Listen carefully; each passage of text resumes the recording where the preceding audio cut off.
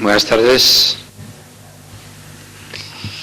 Bueno, continuando con este ciclo de charlas y justamente para clausurarlas hoy, tenemos con nosotros al último conferenciante.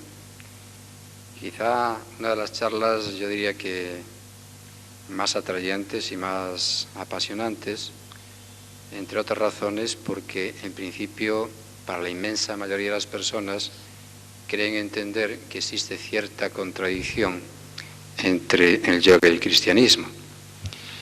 Y pienso que el padre Santiago Guerra va a dar buena cuenta de que realmente no es así. Quiero agradecerle públicamente al padre Guerra el haber aceptado también nuestra invitación para acercarse hasta Vigo y tratar de compartir con nosotros estos momentos y el conocimiento y la experiencia que él tiene con respecto al yoga y con respecto a sí mismo al propio cristianismo, teniendo en cuenta sobre todo que el padre Guerra pues es un carmelita descalzo y asimismo es profesor de teología en Salamanca. Es cierto, ¿no? Y creo que yoga y cristianismo realmente son vías muy paralelas, muy similares en el fondo, en la esencia. Y bueno, voy a ceder la palabra al padre Guerra justamente para que él diserte con respecto a este tema. Así que me gustaría que le recibiéramos con un aplauso a aquellos que estamos tan interesados en estos temas para agradecerle su presencia. Muchas gracias.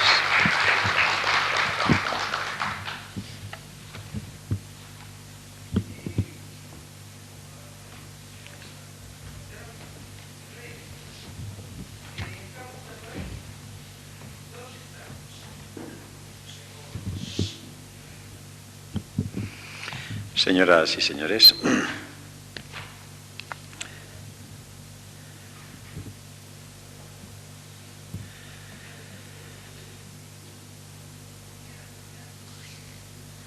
si me permiten, voy a hacer una pequeña introducción brevísima, explicando por qué yo comencé por este camino y por qué yo fundé un centro en Salamanca. Yo tuve una enfermedad muy seria hace 20 años que me hizo palpar realmente la nada. Yo era un ser absolutamente inútil a mis 39 años, ahora tengo 59, los parezca o no. Recorrí toda clase de médicos, ninguno logró curar mi mal, que consistía fundamentalmente en un insomnio de varios años, un insomnio pertinaz, y que yo pues me curé en mes y medio aprendiendo a respirar como decían los libros de yoga. Me curé cuando creía que mi enfermedad era absoluta y definitivamente incurable y que yo no sería nunca, jamás, de nuevo una persona útil.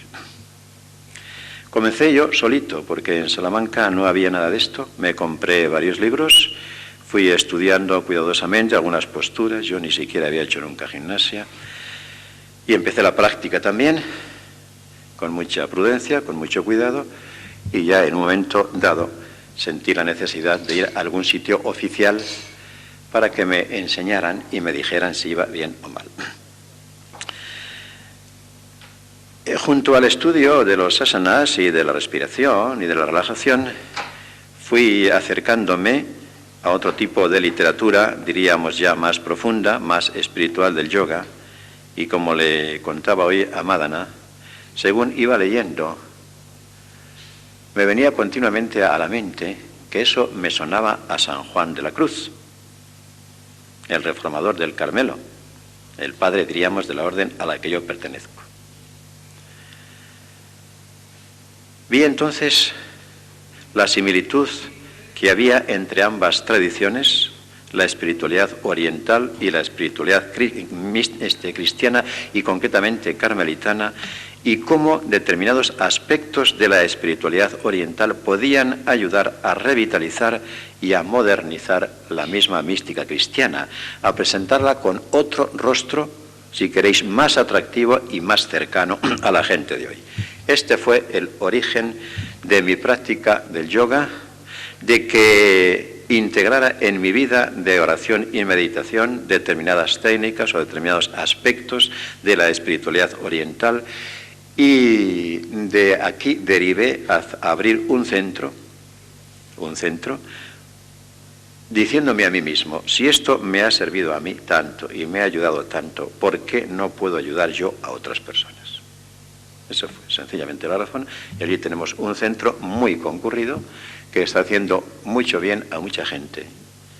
Por lo cual doy gracias a Dios por mi enfermedad. Siempre hay una providencia, nada ocurre por casualidad, y desde luego mi enfermedad, diríamos, fue providencial, porque a través de ella, de alguna forma, renací en el orden de la salud, aprendí o reforcé, digamos, el camino espiritual que seguía, y he podido ser un instrumento de ayuda a los demás, por lo cual estoy muy contento, simplemente muy contento. Bien, y dicho esto, comenzamos la charla, y voy a comenzarla con un apólogo, si queréis, un poco largo, pero que es el esquema de lo que voy a ir diciendo a continuación.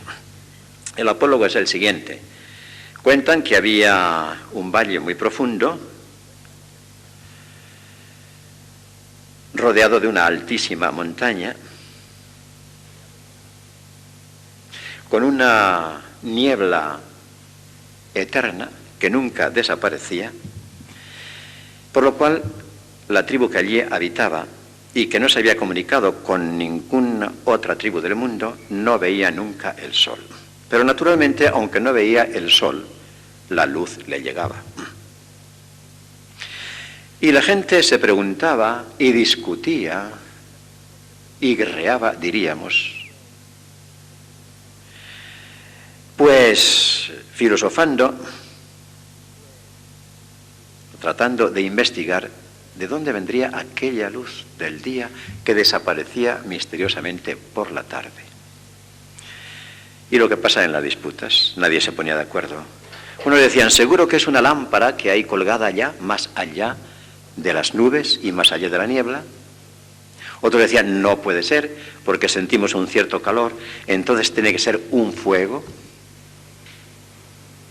Y otros daban otras soluciones. Ninguno se ponía de acuerdo y nadie sabía por qué aparecía aquella luz durante el día y por qué se ocultaba por la noche. Un día el jefe de tribu determinó dar los pasos posibles para aclarar aquella cuestión eterna que mantenía además dividida y apasionadamente dividida a la tribu. Invitó entonces a un grupo de personas para que por distintos caminos trataran de llegar al origen de la cuestión. Los ancianos dijeron, de ninguna forma, porque parece ser que más allá de la niebla y de las nubes hay unos demonios que no permiten a la gente acercarse y van a devorar a estos valientes muchachos. Y argumentaban de eso porque un día había aparecido en un precipicio el cadáver de un joven que se animó a subir muy arriba. Pues claro, la conclusión es que los demonios le habían descuartizado y le habían tirado a la cima. No obstante, y a pesar de todas las observaciones de los ancianos del lugar, se puso en marcha la múltiple expedición. Hubo abrazos, hubo lágrimas, hubo emociones, hubo aplausos a aquellos jóvenes valientes y cada uno por un camino se puso en dirección hacia la altura a ver si por fin se podía adivinar de dónde venía aquella luz y quién la encendía y quién la apagaba. Bien, pasaron 2 semanas y nadie volvía y los ancianos se confirmaron en su criterio. Lo que decíamos nosotros, los demonios han masacrado a las expediciones y perdimos para siempre a nuestros hijos o a nuestros esposos o a nuestros nietos o lo que fuera. Pero a la tercera semana apareció el primer grupo expedicionario y contó lo que habían visto. Se habían encontrado pues con una pared muy escarpada, tuvieron grandes dificultades en escalarla y uno de ellos pues murió, pero no porque los demonios que hubiera por allí le mataran, sino porque sencillamente se despeñó. Pero más allá de la pared escarpada, encontraron no unos demonios, sino una alta montaña, más alta que la que veían los habitantes del valle, y en lo más alto de la montaña nieve y hielo. Y más arriba todavía, lo que nunca había visto la tribu, un cielo azul, de un purísimo azul, y en el cielo una gran bola de fuego. Eso es lo que vieron y se lo contaron a la gente. Y muchos escépticos dijeron, eso no es posible. Estos muchachos nos engañan. Porque todo el mundo sabe, hasta los niños, que cuanto más cerca del fuego está el hielo, más se derrite. ¿Cómo entonces puede haber por allí nieve y hielo junto a una bola de fuego? Y no les creyeron, sencillamente, los escépticos de siempre. Pero llegó el segundo grupo expedicionario y contó su experiencia. Ellos no se habían encontrado en su camino con una pared escarpada, sino con unas sendas, digamos, más fáciles, y allí habían encontrado, pues, árboles, y habían encontrado animales saltando de árbol en árbol, etcétera, etcétera, pero por fin llegaron también a la alta cumbre y allí encontraron nieve y hielo y la gran bola de fuego, que salía desde una montaña o detrás de una montaña, recorría el cielo durante el día y por la tarde se ocultaba. La misma experiencia final. Y así el tercer grupo de expedicionarios contó también cómo su camino era un poco distinto, pero al final se encontraron todos con la mismísima experiencia. A esa bola de fuego, a ese sol, naturalmente, porque sabemos que de eso se trata, le pusieron la luz eterna y toda la tribu se postró en adoración y la calma y la armonía volvieron al pueblo. Creo que la lección de este apólogo está bien clara. Por distintos caminos se llega a la experiencia de la misma última realidad.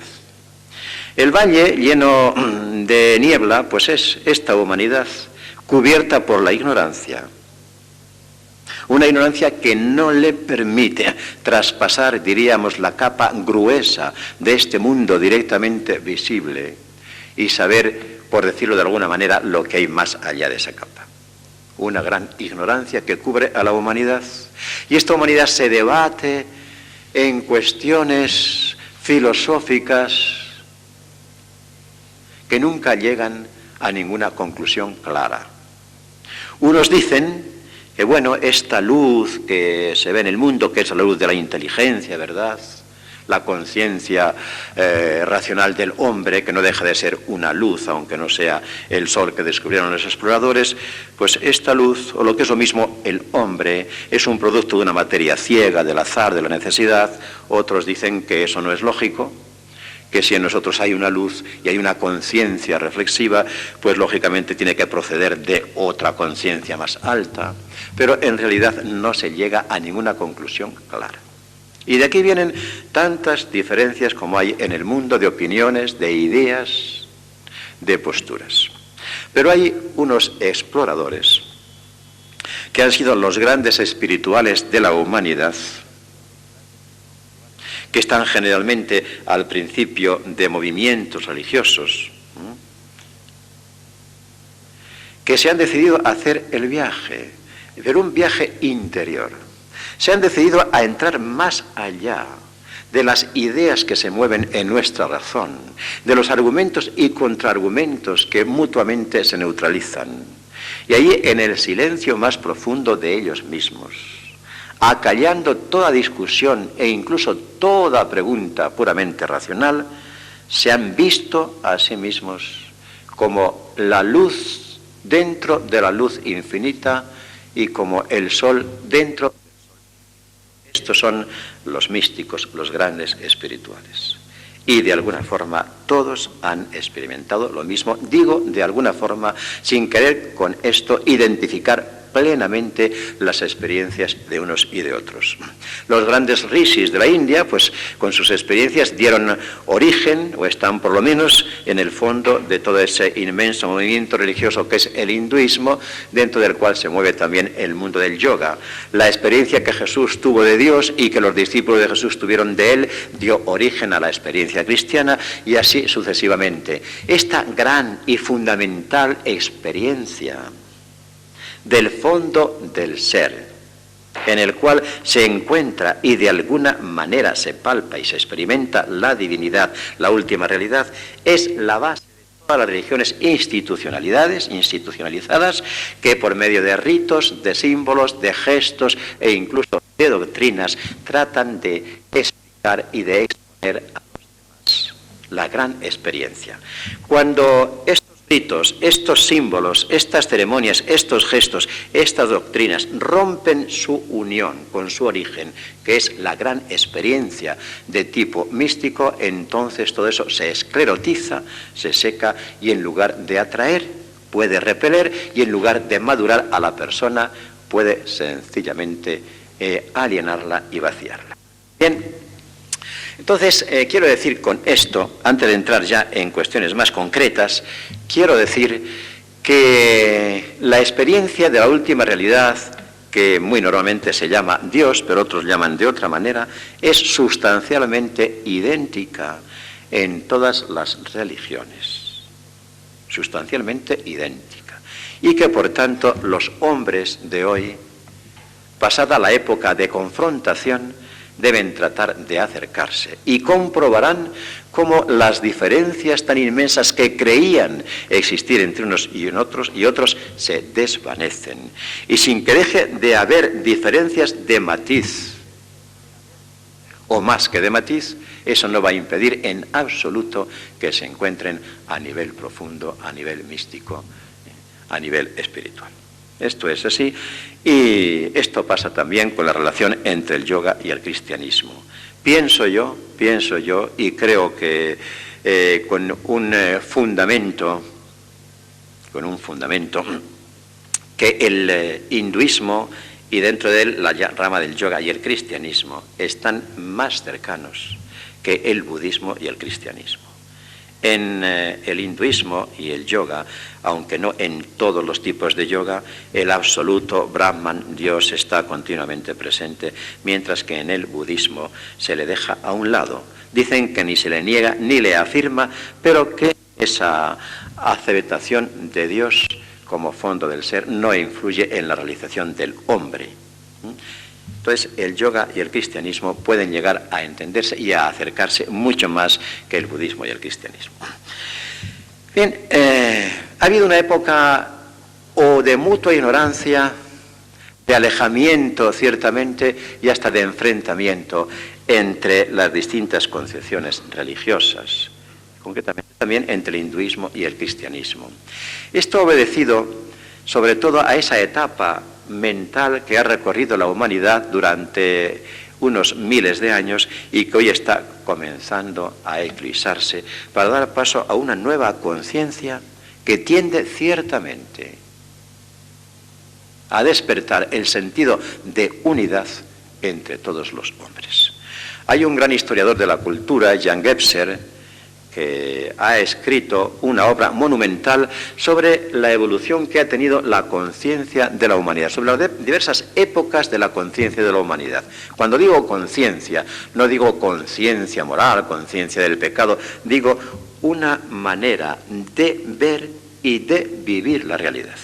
Según Gebser, ha habido la siguiente, en la cual el hombre se sentía totalmente identificado con el universo, de tal forma que no tenía ningún sentimiento de individualidad, ni tenía sentido del tiempo y del espacio. Todo era como una unidad. Después de la conciencia arcaica viene la conciencia mágica, en la cual el hombre ya tiene un cierto sentido, aunque muy tímido y muy pequeño, de sí mismo, y por tanto ya tiene un cierto sentido del mundo como un enfrente de sí mismo. Es la época, digamos, de la telepatía, que funciona en primer plano, hoy también existe, pero hay otros planos de relación con el mundo, la época de la telepatía y la época de la experiencia y expresión de lo luminoso o sagrado del mundo. Después de la época mágica viene la época mítica, en la cual el hombre adquiere ya una conciencia clara de sí mismo, de su ser más profundo, y expresa esto con mitos y símbolos. Aquí todavía hay una unión muy estrecha entre el hombre y el universo. Todo esto que vemos en el mundo, todo este mundo visible, no es para aquella gente algo meramente material. El caballo no es simplemente un caballo, el árbol no es simplemente un árbol, es algo en lo cual él se ve y en lo cual él conecta con una realidad más alta que eso directamente visible. Esta es la época mítica. Y finalmente aparece la época mental, la época del hombre racional, que tiene su comienzo sobre todo con la filosofía griega, en la cual aparece no ya la conciencia del sí mismo profundo, sino la conciencia del yo y del tú, o del yo y del mundo. Entonces, estoy aquí yo y enfrente está el mundo. Como dos cosas separadas, que solamente pueden unirse a base de un conocimiento racional, pero que no hay una unidad vital, no hay una unidad existencial, no hay un encuentro entre el mundo y la persona. Esta es la época mental de la cual se podría hablar mucho tiempo y que, como digo, ha durado unos milenios, que ha traído grandes progresos a la humanidad, pero que ha degenerado también y nos ha producido finalmente el hombre racionalista, que no cree que más que en ese tipo de conocimiento y de vivencia de la realidad, y que ha olvidado que existen otros conocimientos en el hombre, otra conexión con la realidad que no es a base ni de palabras, ni de pensamientos, ni de discursos, ni de razones, y que es concretamente esas otras conciencias, la conciencia intuitiva. Bien, esta época de la conciencia mental está especificada por la conciencia del yo, de la individualidad y de la separación entre las realidades. Algo que diríamos aparentemente es muy evidente y que sin embargo es una falsedad, porque todo esto es una construcción de nuestra mente. Bien, pues este yo y lo demás se ha traducido en egoísmos, en narcisismos de grupos de todo tipo. Está el yo del grupo religioso, de la confesión religiosa, del partido político, de los nacionalismos, etcétera, etcétera, etcétera. Y a esto obedece quizá porque la experiencia espiritual se elevó a la categoría de conceptos y de discursos y de razones, por lo cual las religiones, y en este caso, digamos, el cristianismo, el hinduismo, el yoga y el cristianismo no llegaron a encontrarse e incluso se consideraban, al menos por la inmensa mayoría, como dos religiones contrarias o que no tenían que ver la una con la otra.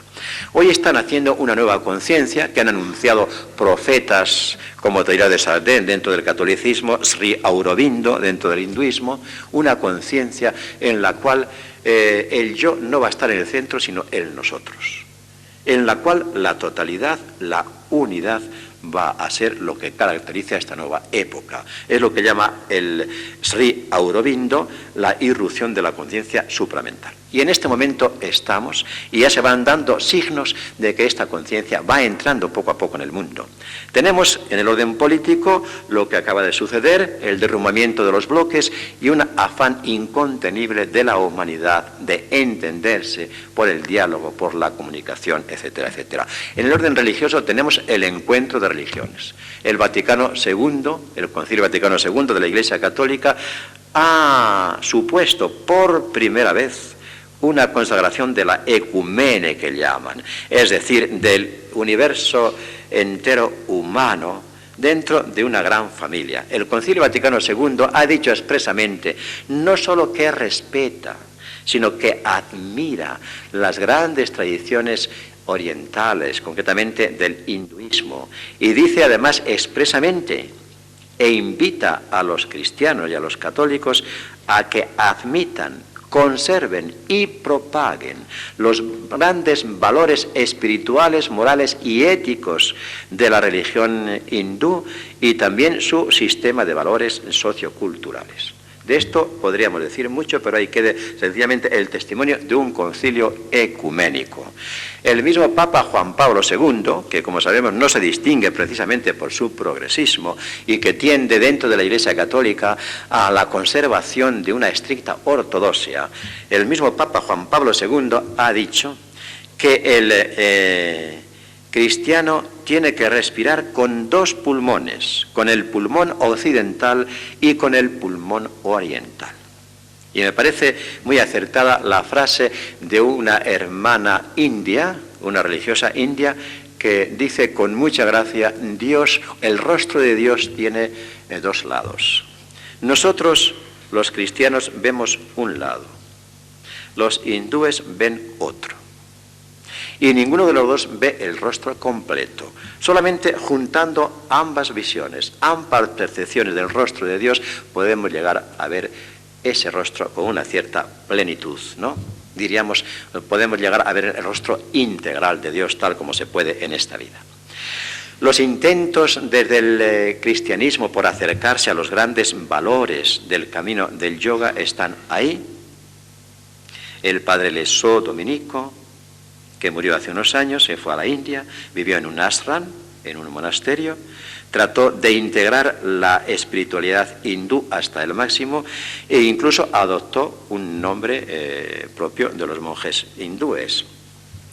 El padre Beda Griffith, un anglicano que se convirtió al catolicismo, narra en su libro El matrimonio entre Oriente y Occidente, que ya tenéis traducido al castellano, cómo el encuentro con la India fue su segunda conversión. Después de haberse convertido al catolicismo, el encuentro con la espiritualidad hindú, con esa inmanencia, esa presencia, diríamos, palpable de lo divino en toda la vida de la India, sin que por eso todos allí sean santos, dice él, fue como una segunda conversión. Y allí está en su ashram, siendo benedictino, naturalmente, pero al mismo tiempo tratando de vivir una integración perfecta entre la fe cristiana y los valores espirituales de la India. En esa situación estamos y tenemos que dar muchas gracias a Dios, a la divinidad, o como uno quiera llamarlo, de haber llegado a este punto. La Madre Teresa de Calcuta, de todos bien conocida, no hace ya unas misiones de conquista. La Iglesia Católica en el Concilio Vaticano II abandonó la idea de conquista y de retorno a la Iglesia para proclamar en cambio que el Espíritu de Dios habla donde quiere y como quiere. Y la Madre Teresa de Calcuta, misionera en cuanto da testimonio de su vivencia cristiana de Dios, la Madre Teresa jamás ha intentado convertir a nadie a la religión cristiana. Y cuando uno de esos hindúes que ella atiende en su lecho de muerte quiere recibir unos auxilios espirituales, jamás le aconseja que llame a un sacerdote católico para que le instruya en esos momentos y le bautice. Llama a un sacerdote hindú, con ese inmenso respeto a los valores de cada religión. La Madre Teresa de Calcuta, de la cual creo que nadie puede dudar que es una gran cristiana. Ahora bien, este encuentro entre el yoga y el cristianismo, como entre el cristianismo y otras religiones, nunca puede significar la desaparición de uno de los dos. Eso sería peligrosísimo y enormemente empobrecedor para el género humano y para la espiritualidad humana. Se habla hoy, y de esto habla el mismo padre Teilhard de Chardin, de que ha pasado el tiempo de las religiones y viene el tiempo de la religión. Sin embargo, con eso no entendía él que debieran desaparecer las religiones clásicas con sus grandes valores, el hinduismo, el budismo, el cristianismo, el judaísmo, el islamismo. No entendía eso. Lo que quería decir es que tenían que caer las barreras que se han establecido entre unas religiones y otras, las trincheras, como para defenderse y lanzar desde allí los dardos a los de la religión contraria o distinta de la mía. Quería decir que tenía que haber un encuentro con esa realidad universal, que si es universal no es posesión de nadie, sino don que se da a todos los hombres. Tenía que haber un encuentro para enriquecerse mutuamente. Asistimos en nuestro tiempo a la lengua que se llama el Esperanto. El Esperanto no ha sido más que un cóctel de lenguas, ¿verdad? Escogiendo de esta, de la otra, un cóctel de lenguas para que todo el mundo pueda entenderse. Y en ese orden práctico está bien. Pero ¿qué ha hecho el Esperanto? Sino matar las riquezas de las diversas lenguas, matar la riqueza del inglés, la riqueza del español, la riqueza del francés y la riqueza de cualquier otra lengua. Por eso, como medio práctico está bien, pero es sencillamente empobrecedor. Lo mismo sucedería si se intentara llegar a una única religión mundial en la cual se mezclaran en un cóctel muy mal maridado, se juntaran los mejores valores del hinduismo, del cristianismo, del budismo, etcétera, etcétera. Sería una especie de esperanto religioso que en un primer momento tendría un cierto buen sabor, pero que muy pronto nos daríamos cuenta de que había matado aquellos sabores específicos de cada religión, que además están generalmente en relación con una cultura específica muy útil para la humanidad. Por tanto, diálogo, encuentro y cada uno en su sitio, sin pretender conquistar nadie a nadie, ni hablar de supremacía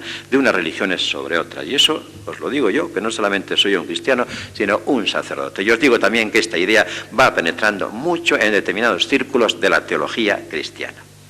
Eso es lo bueno, y nos tenemos que poner ante todo en ese fondo universal donde San Juan de la Cruz, como diré después, va a poner también a Dios, en ese fondo universal que San Pablo identifica de alguna forma con la presencia del Espíritu Santo en lo más íntimo de la persona. Y el Espíritu Santo, nos dice la Biblia y nos dice Jesús, sopla donde quiere. Y como comentaba esta tarde con algunos de los aquí presentes, concretamente con Madana y un periodista, como comentaba,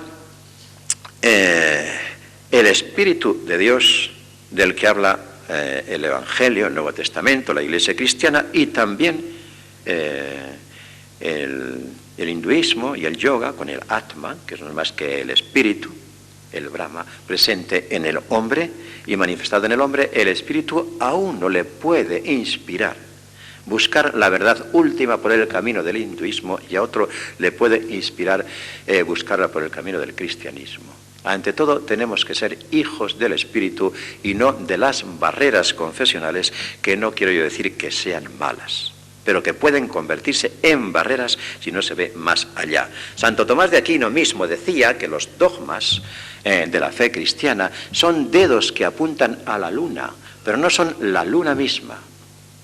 Y en cuanto dedos que apuntan a la luna, nos indican una dirección y el sentido de una vivencia, pero si confundimos el dedo con la luna, nos hemos encerrado y aferrado a un dogmatismo propio de cabezas cuadradas, dispuestas únicamente al encontronazo y a la lucha. Eso estoy seguro de que el Espíritu de Dios no lo quiere. Bien, por tanto, hay un encuentro muy benéfico y muy rico entre yoga y cristianismo, concretamente, que es lo que a nosotros nos toca aquí. Contaba yo esta tarde también a Madana, como hace 2 o 3 años, no sé exactamente, yo tuve una convivencia de unas horas, una convivencia organizada frente al público, o cara al público, con 2 monjes de una comunidad Vedanta de Valencia, y aquello fue verdaderamente maravilloso. Qué cerca nos sentíamos, a pesar de que no estuviéramos identificados en todo. Qué cerca nos sentíamos, y cómo gozamos, y cómo oramos juntos, y cómo hablamos juntos de Dios, y cómo desde esa perspectiva veíamos nosotros la situación actual del mundo.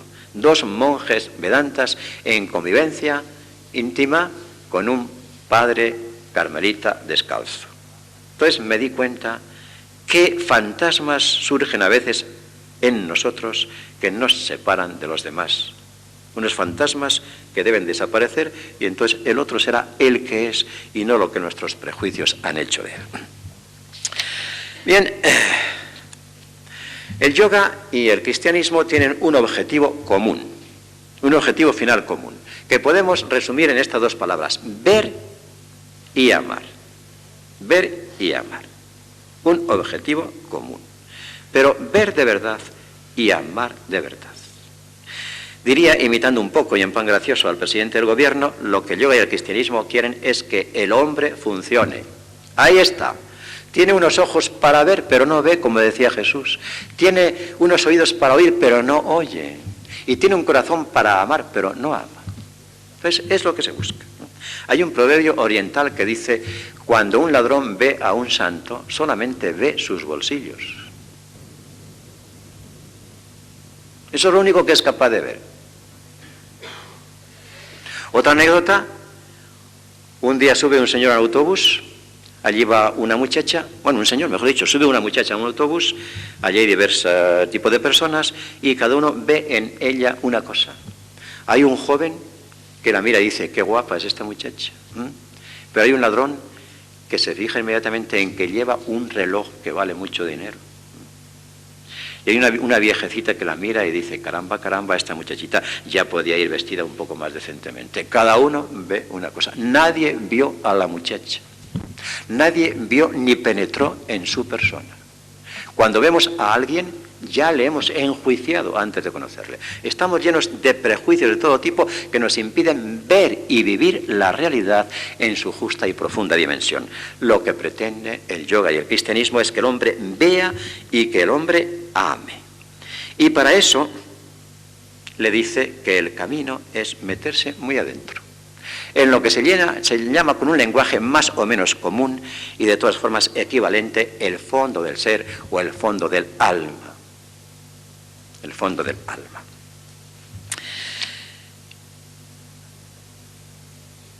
Hay una leyenda hindú que es muy bonita y muy aleccionadora y que veréis que va a tener una traducción en un místico cristiano que es concretamente San Juan de la Cruz.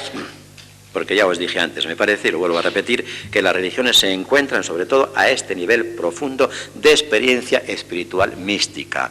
En el orden doctrinal, los diálogos que han tenido lugar entre hinduismo y cristianismo, hinduismo-budismo, no han llegado a ninguna conclusión. A ninguna conclusión, porque es muy difícil entenderse en ese nivel.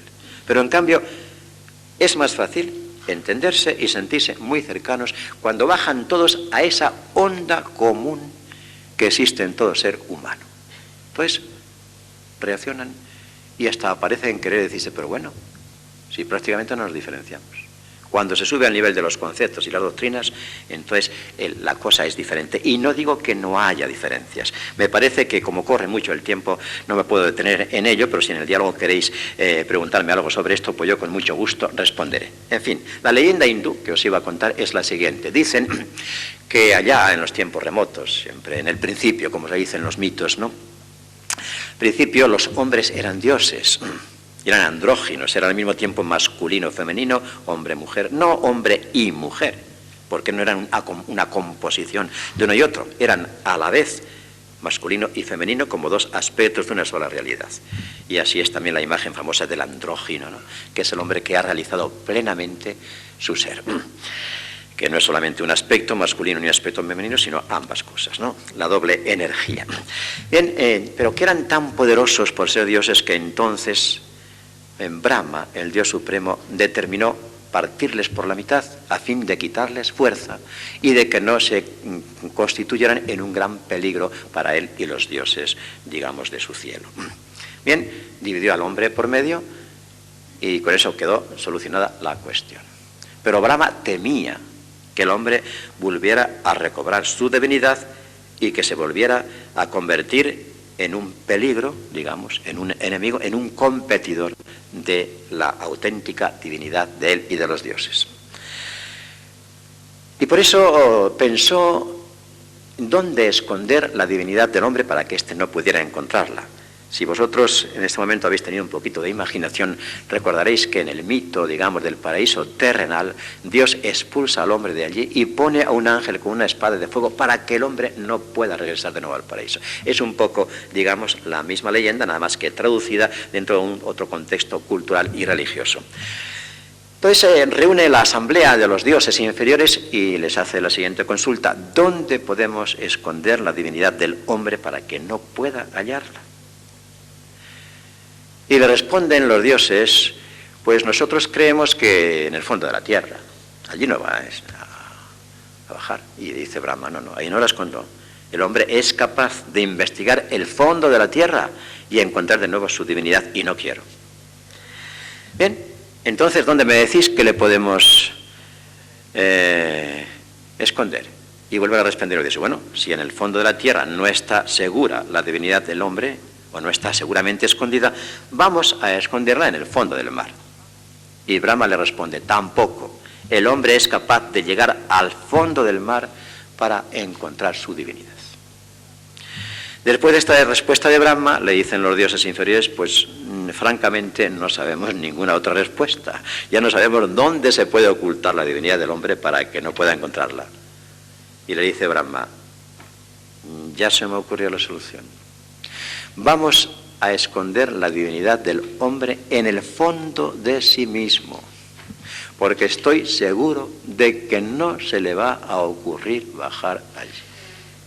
Y efectivamente el hombre ha investigado, iba a decir cielo e infierno, ha organizado los viajes espaciales, ha llegado al fondo de la tierra, al fondo del mar, pero a muy poquitos se les ocurre bajar al fondo de sí mismo, donde está su propia divinidad, su grandeza, su energía infinita. Esto San Juan de la Cruz nos lo ha dicho, sin ningún género de leyenda, directamente al principio de su famosa obra, El Cántico Espiritual, comentando el primero de los versos, ¿a dónde te escondiste, amado, y me dejaste con gemido? Ahí San Juan de la Cruz, de forma maravillosa y genial, dice al alma, está escondido Dios en el fondo de tu ser, y ahí tienes que buscarle. Esta es una experiencia universal, distinta y distante, como dicen, vamos, no distinta, igual, pero distante en el tiempo y en el espacio, en todas las culturas, y concretamente en la cultura hindú y la cultura cristiana. Por algo será que se haya coincidido en esto.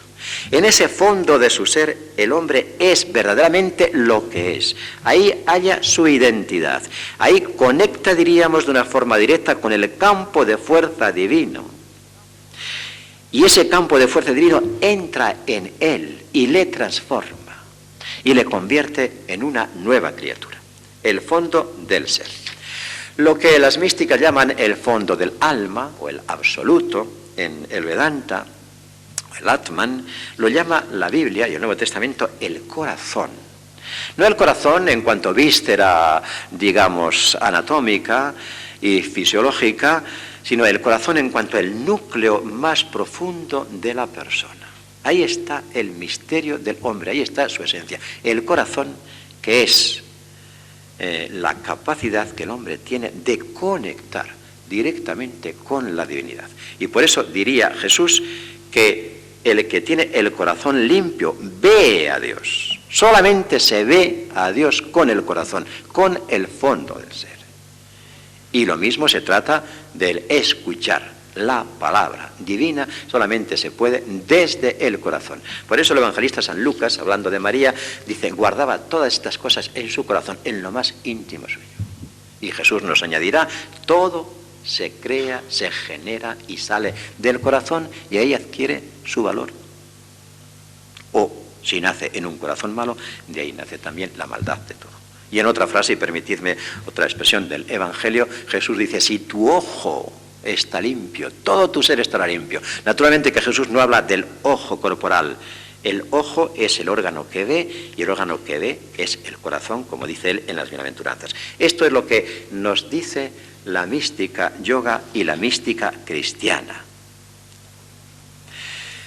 La gran contribución de Oriente, y concretamente del yoga, que es, digamos, la rama del hinduismo más conocida por aquí, es haber puesto esto de relieve en una cultura cristiana, que no por, digamos, ser cristiana, sino por estar inserta en otro tipo de cultura, que es la cultura occidental, la cual, por otra parte, ha contribuido ella a desarrollar y a desarrollar sus características, pues se estaba olvidando. Ha venido Oriente y nos ha dicho lo que antiguamente dijo San Agustín, volvamos al corazón y desde ahí rehagamos todo nuestro ser, toda nuestra forma de conocer y toda nuestra forma de amar. Bien, para el yoga y para la mística cristiana, en la de San Juan de la Cruz, el hombre se construye, digamos, desde dentro a afuera. Para la filosofía aristotélica, que dominó desde el siglo XIII toda la filosofía y la teología cristiana, el hombre se construye desde dentro, perdón dicho, desde fuera, ¿no? Nuestros órganos de los sentidos conocen las cosas, esas impresiones pasan a nuestro entendimiento, que más o menos ahí las purifica, ¿verdad?, las da vueltas y llega, digamos, a una idea universal y a un conocimiento universal de las cosas. No, en el hinduismo, en el yoga, en la mística cristiana, el hombre se construye desde dentro. Desde esta capa profunda nace, en relación con el mundo de la manifestación, lo que llamamos nosotros el psiquismo, y que es, digamos, la conciencia del yo. Esa conciencia es muy legítima y muy necesaria para vivir y desarrollarse en las coordenadas del tiempo y el espacio, que es esta vida que vivimos ahora, ¿no?, hasta la muerte. Pero, aunque eso sea así, existe el peligro de que esta conciencia del yo se independice de esa realidad de la cual nace y a la cual remite continuamente, que es su profundidad. Su profundidad, su capa y su estrato divino.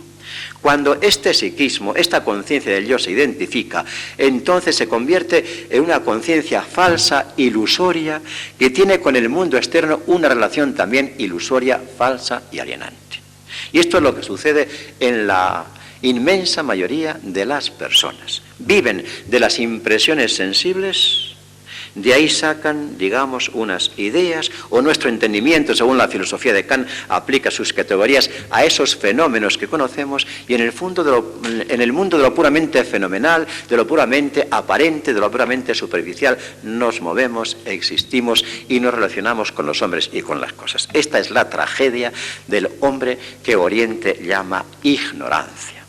No una ignorancia simplemente intelectual, sino una ignorancia existencial. El hombre no se conoce ni conoce el mundo. Con una frase muy característica de Oriente dice: el hombre es un Dios que se ignora. En el cristianismo se diría: el hombre es una imagen de Dios absolutamente cubierta, que el hombre ya ni conoce, ni siente, ni tiene sensibilidad para ella.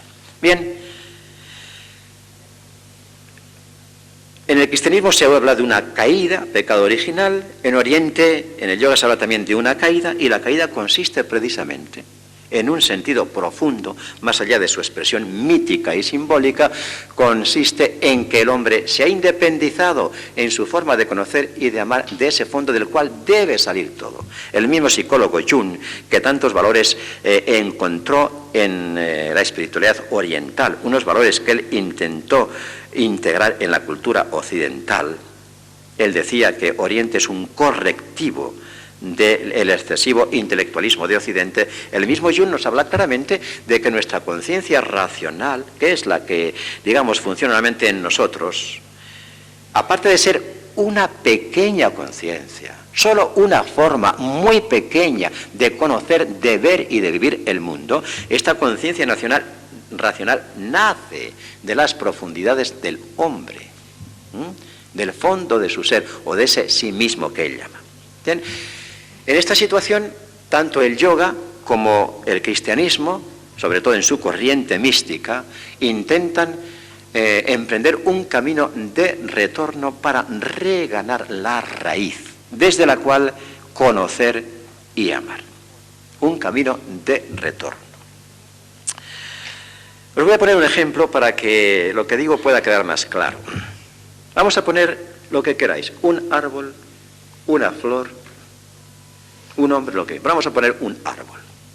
Yo puedo tener tres relaciones distintas con el árbol. Una más superficial, otra un poco más profunda y otra ya en la profundidad misma. Una primera relación es la que tiene mi conocimiento racional, que a su vez ha salido de la visión puramente fenoménica o aparente del árbol. Esa es la primera relación que yo tengo.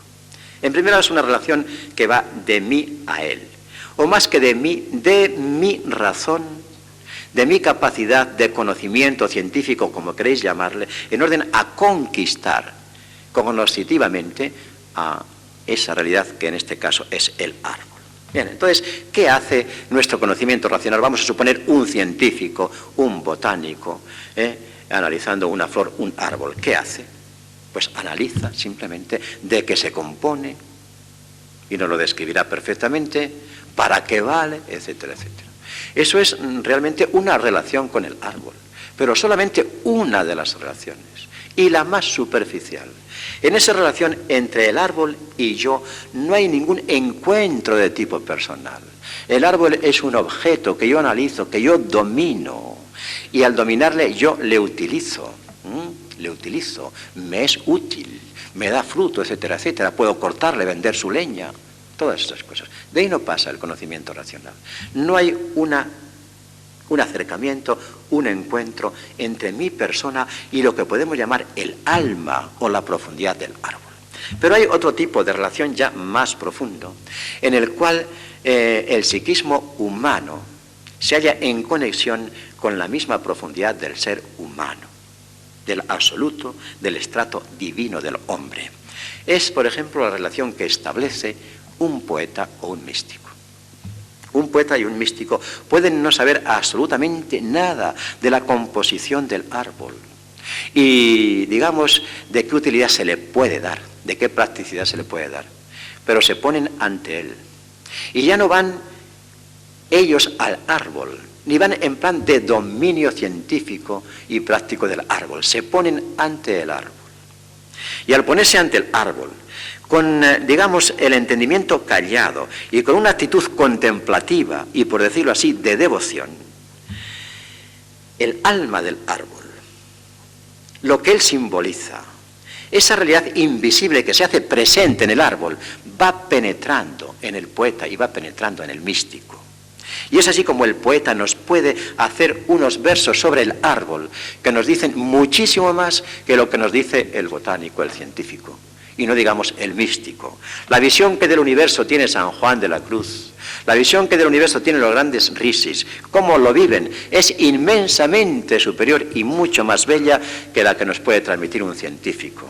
Por más que éste nos describa, nos analice, realmente nosotros sentimos menos la realidad del árbol, el alma del árbol, la vida del árbol, lo que el árbol se hace presente, que cuando nos le describe un poeta o nos lo describe un místico desde la vivencia personal que ellos han tenido. ¿Veis cómo puede haber dos relaciones distintas con un mismo objeto, que así es llamado, y que está ahí enfrente de nosotros?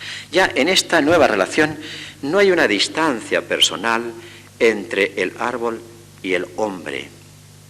Hay un encuentro, un encuentro. Yo vivo algo en el árbol. El árbol me hace vivir algo.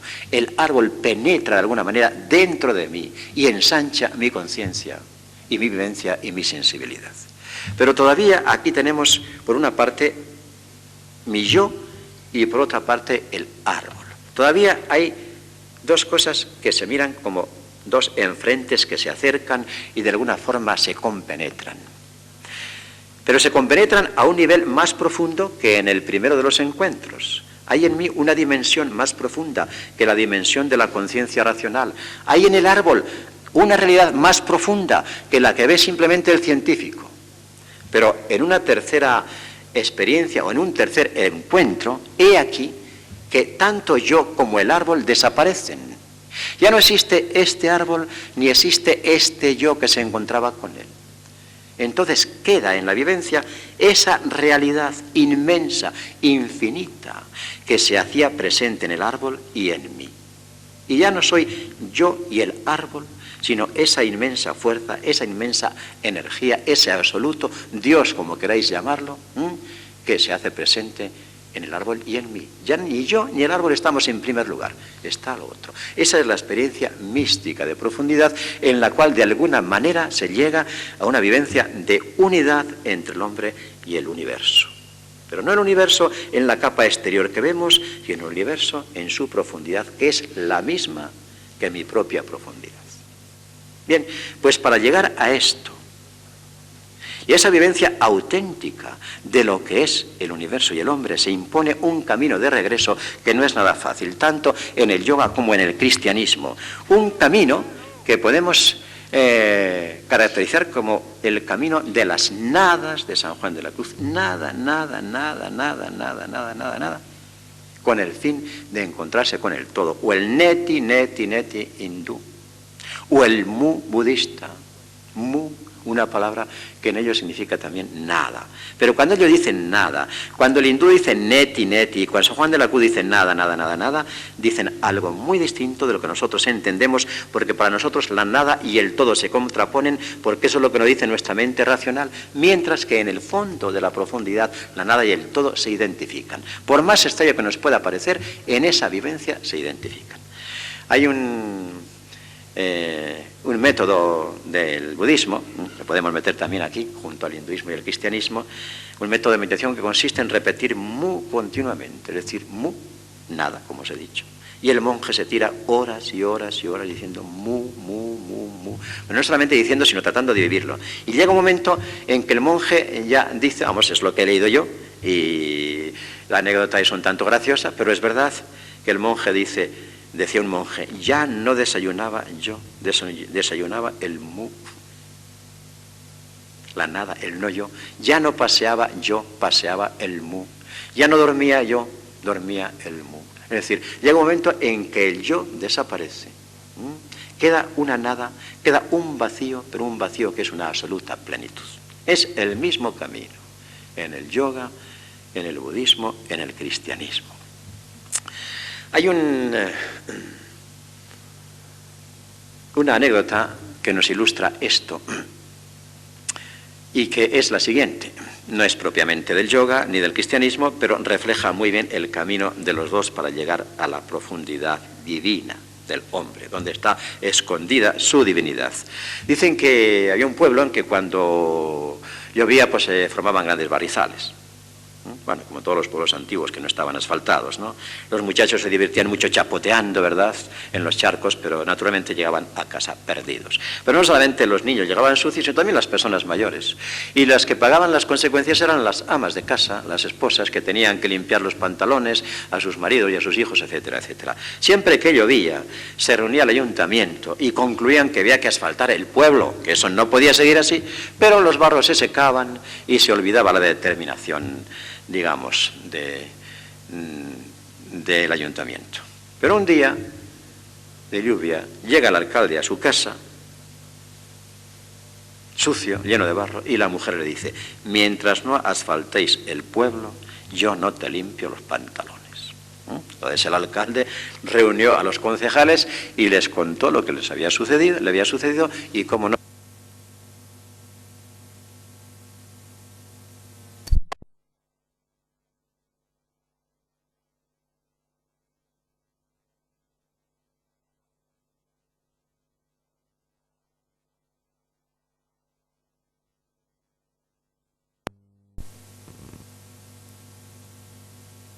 Nadie sabía que tenía el suelo asfaltado.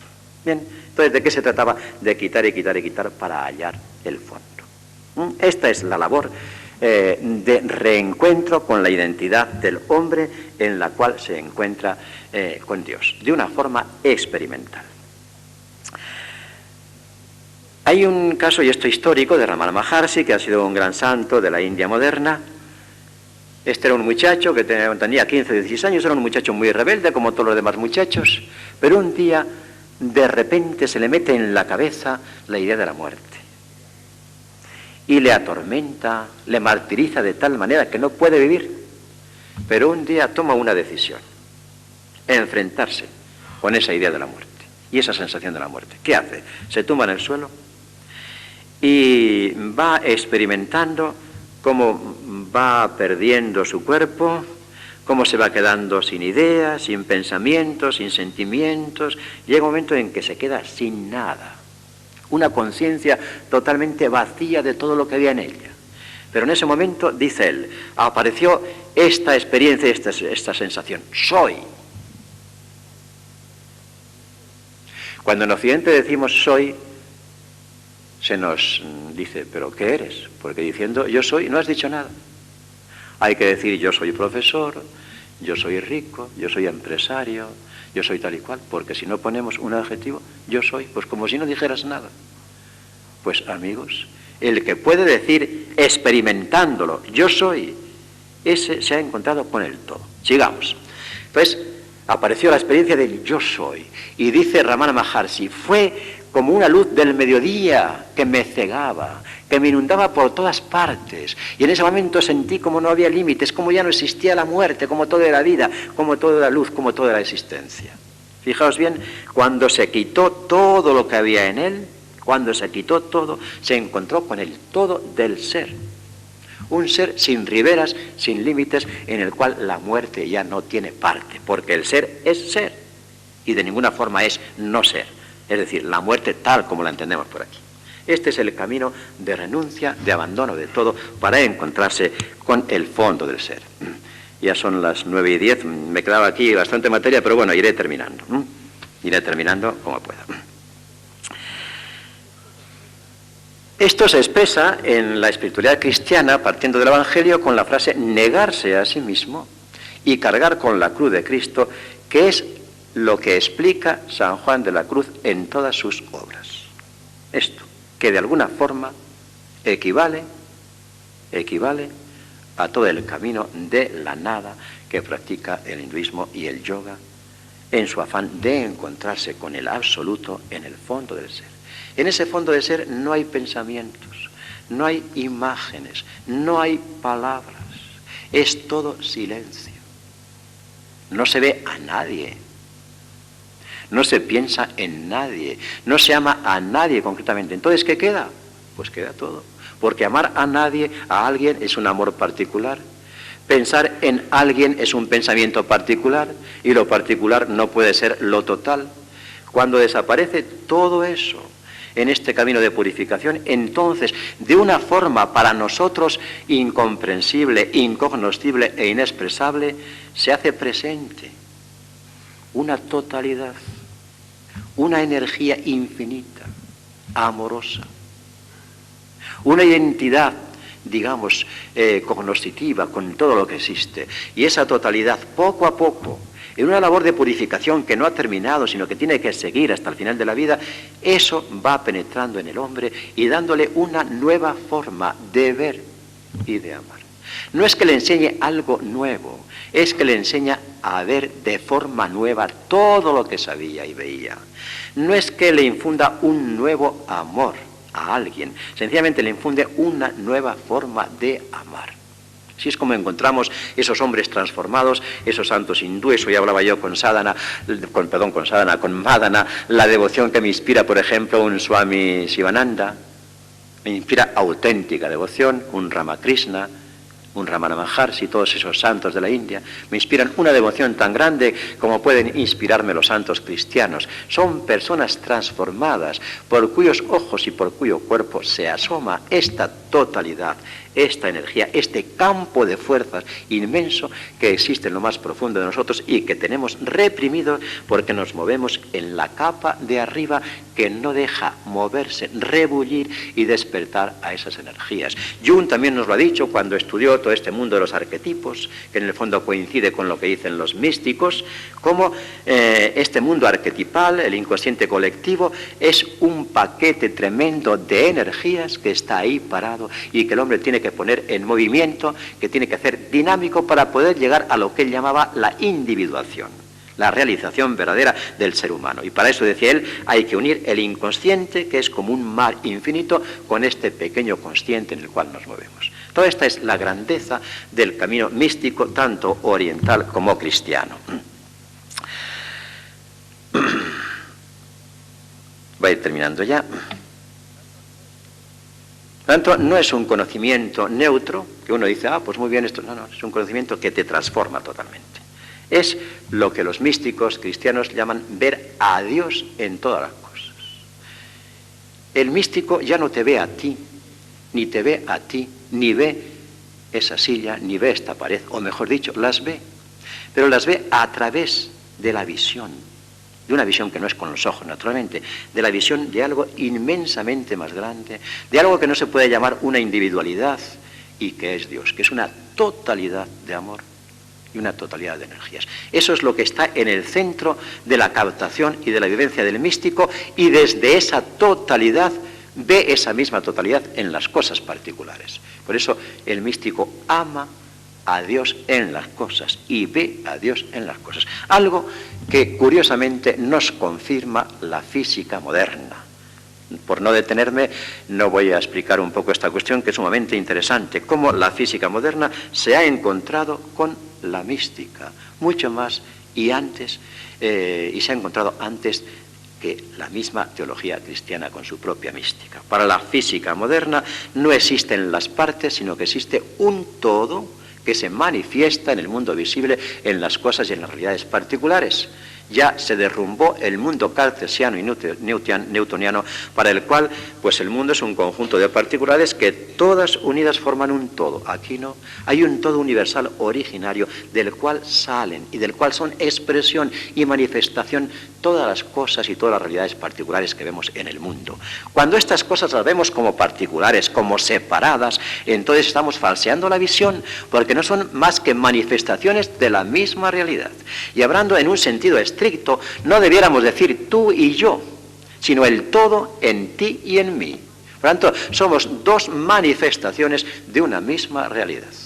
El todo que se manifiesta en ti y el todo que se manifiesta en mí. O con lenguaje religioso, el Dios que se manifiesta en ti y el Dios que se manifiesta en mí. No existe propiamente un yo y un tú, sino el todo en cada uno. Así es como San Pablo, también expresando su propia experiencia cristiana, pudo llegar a decir algo que está en perfecta consonancia con la mística yoga. Yo ya no vivo, es Cristo quien vive en mí, y porque Cristo vive en mí, vivo yo. Somos como una correa de transmisión, una presencia de esa trascendencia que tenemos también que abrir a los demás para que a través de nosotros se acerquen a ella. Esta es la grandeza de estos caminos tan cercanos, tan cercanos. Y desde aquí el mundo, como dice San Juan de la Cruz, se ve en su propia raíz.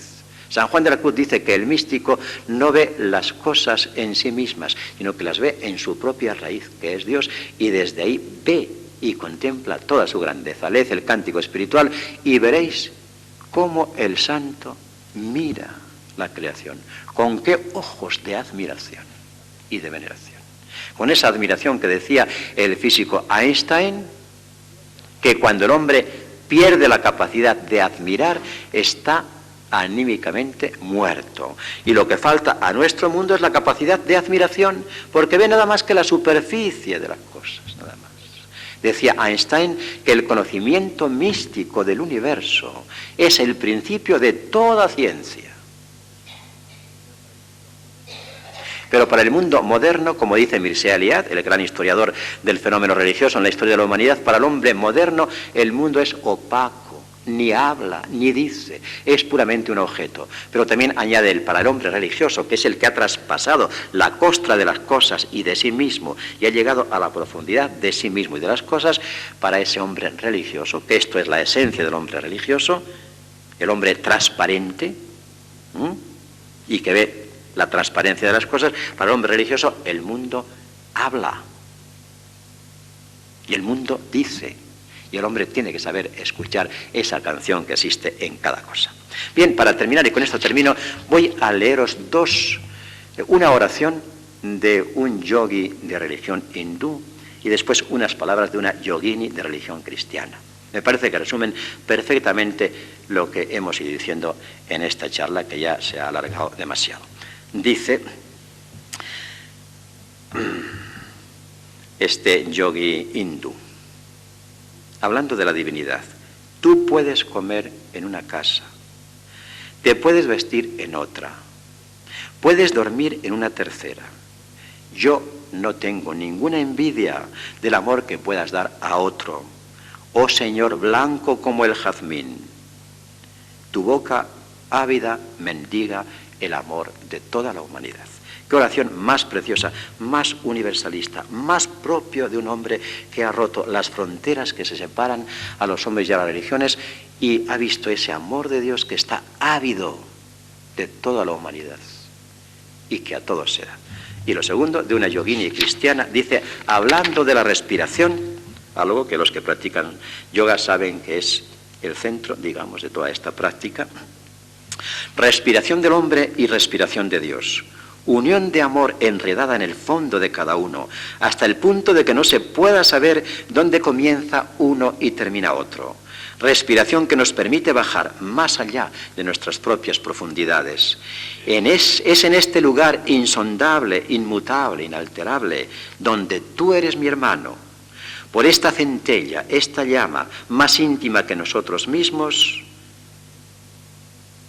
creyentes y no creyentes, nos encontramos y participamos de la comunión universal. Respiración encarnada, ritmo y palpitación. Por ti nazco, por ti vivo y por ti muero. Nada más.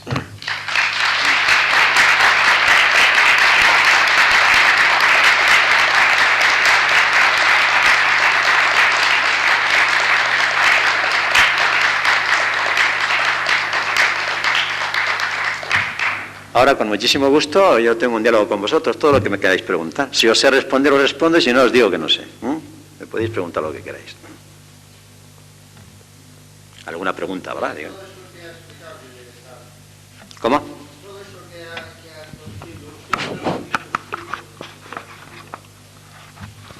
Todo esto que ha hablado... Sí, bueno, yo tengo...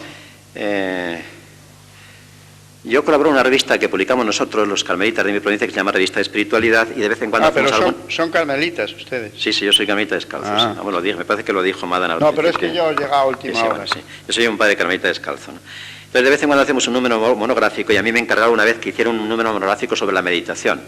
Entonces, yo hice ese número, que son unas 200 páginas, y que se llama La meditación y la nueva era. ¿Y qué editorial es? No es editorial, es editorial donde editamos la revista. Lo que pasa es que no sé si quedarán ejemplares, ¿no? Yo te puedo dejar la dirección de allí. Entonces, más o menos explico todo esto. El primer capítulo es un poco el diálogo Oriente-Occidente. El segundo es hacer la irrupción de la nueva era, las características de la nueva era, de esta conciencia integral que dije al principio, después de haber pasado la época racional. Luego tengo un tercer capítulo que se llama, me parece, la meditación y el dinamismo corporal, que es algo que no he dicho en la conferencia, pero que quisiera señalar aquí. Una de las grandes aportaciones del yoga a la espiritualidad cristiana es precisamente no solamente la noción, sino la vivencia de la integralidad del hombre como espíritu, alma y cuerpo. Es algo que se olvidó en la tradición cristiana, no por la misma tradición cristiana, sino por corrientes culturales muy dualistas que entraron en ella. Para San Pablo, el cuerpo es el templo del Espíritu Santo, ¿no? No hay una contradicción entre el cuerpo y el espíritu, pero después determinadas corrientes dualistas que separaron materia y espíritu influyeron mucho en la estética cristiana, que consideró el cuerpo no como un instrumento que hay que afinar, que esto es lo que siempre ha dicho el yoga, ¿no?, sino más bien como un impedimento para el espíritu, y entonces pues se hablaba hasta del cuerpo como asno, etcétera, etcétera. Es una aportación sumamente interesante que el yoga ha hecho a la espiritualidad cristiana, ayudándola a reencontrarse con sus propias raíces de unión del hombre como psico, soma y espíritu, que aparece bien claro en el Nuevo Testamento y en toda la Biblia. En el hombre no hay división de cuerpo y alma, el hombre es una totalidad. Pero bueno, dicho esto, entonces un capítulo es la meditación y el dinamismo corporal. Después tengo otro capítulo, la meditación y el dinamismo de la conciencia. Otro tercer capítulo llama directamente cristiano, la meditación y el dinamismo trinitario. Y finalmente tengo un último capítulo sobre meditación y drogas. Y drogas no como lo toma normalmente la gente, sino como digamos, lo propagaron pues intelectuales como Aldous Huxley, Alan Watts, etcétera, etcétera, ¿no? Eso es lo que ocupa ese número, y no sé yo si en la editorial quedarán. Siempre hacen más ejemplares que el número de suscriptores, pero no te aseguro que esté. Después he escrito alguna cosa ya más breve por ahí de artículos, ¿no? Pero esto es donde recojo un poco más o menos todo lo que yo quería decir sobre el tema. Sí, es lo que hay. Sí. A ver, más preguntas. A ver si ahora nos va a sobrar tiempo de diálogo. Me gustaría, sí, que la gente preguntara para aclarar cosas. Después de leer el poema ese que ha leído de la respiración, de las meditaciones, o sea, de la respiración, que puede ser una de las más importantes. ¿Cuál, la respiración? De las meditaciones, meditación, la respiración, eso que, o sea, por ejemplo, en yoga se practica, ¿no? Bueno, el yoga es una realidad absolutamente central en el yoga, pero no la respiración en cuanto que se toma y se expulsa aire que se compone de determinados elementos químicos. Eso no se excluye en el yoga, pero la respiración para el yoga es algo más. La respiración o el aire que respiramos, ¿verdad?, es un vehículo de una energía más sutil que ellos llaman prana, ¿no? Y que es algo de lo que se podría estar hablando aquí mucho para poder entender algo si no se está en este mundo.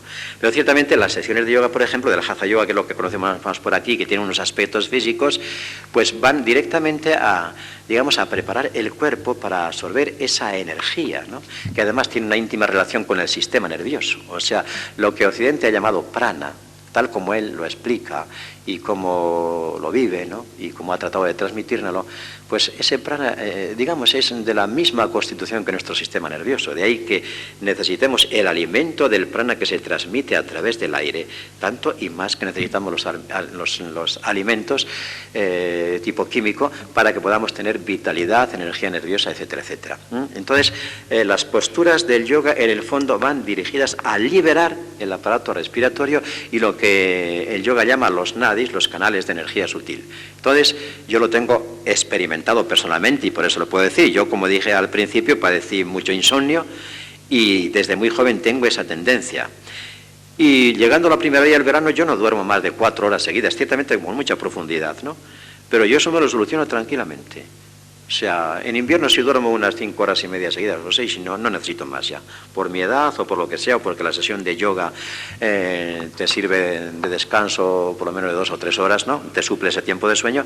Pero llegando a este tiempo ya me ha comenzado a pasar este año, pero yo no me asusto. Entonces en ese momento me levanto, me ducho, hago mi sesión y después de hacer la sesión, con el cuerpo preparado ya, con lo que llamarían los yogis los nadis, ¿verdad?, los canales de energía, me hago mi media hora de pranayama, que es un conjunto de respiraciones con determinados ritmos respiratorios, y entonces eso me da una energía increíble. O sea, yo puedo funcionar tranquilamente con 4 horas de sueño sin ningún cansancio, sin ninguna sensación de apagamiento, ni de dolor de cabeza, ni nada. Un dolor de cabeza que yo tuve por lo menos durante 15 años seguidos. Entonces, es algo que Occidente ignora la fuerza tan tremenda que tiene eso que llamamos respiración.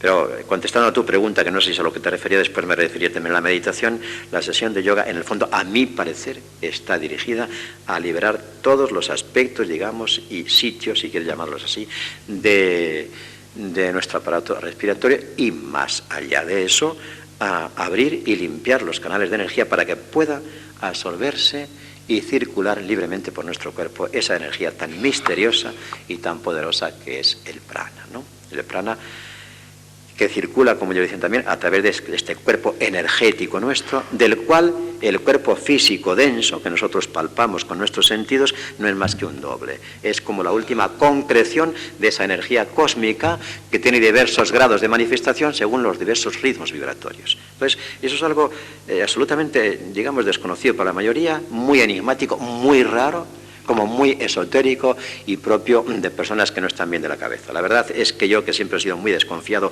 y muy racionalista, me he tenido que rendir a la evidencia ante mi propia experiencia. En la meditación, la respiración también tiene suma importancia, ¿no? Hay distintos métodos de meditación en el yoga, pero bueno, según los ritmos respiratorios también se puede influir en el despertar de un chakra, es decir, de un centro de energía o de otro, ¿no? Es muy importante. Comentaba yo esta tarde también con Madana y con el periodista, cómo en el hinduismo y en el yoga se habla del Atman. Atman es el espíritu absoluto manifestado en el hombre, en cada uno de nosotros, y ese Atman, espíritu, pues tiene mucha relación, incluso semántica, con la respiración. Con la respiración. Atman y respiración son semánticamente la misma palabra. Y la respiración en la Biblia se llama pneuma, es decir, pneuma, espíritu, y se corresponde con el Espíritu Santo o el Espíritu de Dios. Y curiosamente les hacía notar que en alemán atmen significa respirar. Incluso en esa Pero claro, cuando nosotros en Occidente decimos respirar, pues decimos una cosa meramente fisiológica que además hacemos muy mal, porque la respiración está dañada, está deteriorada en casi todas las personas, precisamente por ese mandato absoluto que tiene el yo en nosotros, que no deja obrar a nuestra naturaleza profunda de manera espontánea, ¿no? Pero cuando decimos aquí respiración, bueno, decimos, en primer lugar, si a ti te dicen respira, lo primero que haces es inspirar. En Oriente es al contrario, si te dicen respira, lo primero que hacen es vaciarse, porque uno no puede llenarse si no se vacía primero. Entonces solamente si te vacías puede venir una respiración correcta, llena de energía, etcétera, etcétera. Pero decimos nuevamente algo de tipo fisiológico. Para la mística yoga, la respiración es, digamos, una realidad profundamente espiritual. Y con el ejercicio respiratorio ya diríamos de una forma que no todos conocemos y que necesita la dirección inmediata de un maestro, a través de la respiración se pueden llegar a despertar los diversos centros de energía o chakras que llama el Tantra Yoga, y a través de ese sucesivo despertar de los diversos centros de energía se puede llegar a la liberación total de la conciencia, ¿no? De todo lo que podemos llamar el campo del yo. Y llegar a esa conciencia universal y a esa fusión con la realidad universal. En el budismo zen, la respiración es un elemento de concentración para calmar todos los vaivenes de la mente, a fin de que al calmarse la mente pueda irse despertando gradualmente esa fuerza interior, que como les decía en la charla está oprimida porque aquí solamente nos funciona esto. Y como funciona esto, y solo quiere funcionar esto, y si no funciona esto, el hombre le da la impresión de que ya no vive, de que está muerto, pues esto no deja funcionar al otro. Entonces las capas profundas no se despiertan.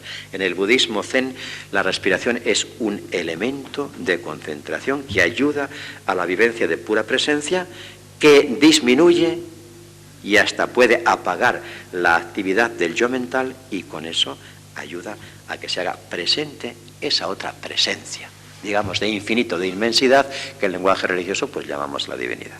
Entonces, la respiración es una realidad muy profunda, muy espiritual, y sí tiene mucha relación, tanto en el yoga físico como en el yoga de la meditación. No sé si más o menos te he contestado. Sí, yo creo que sí, bastante amplio.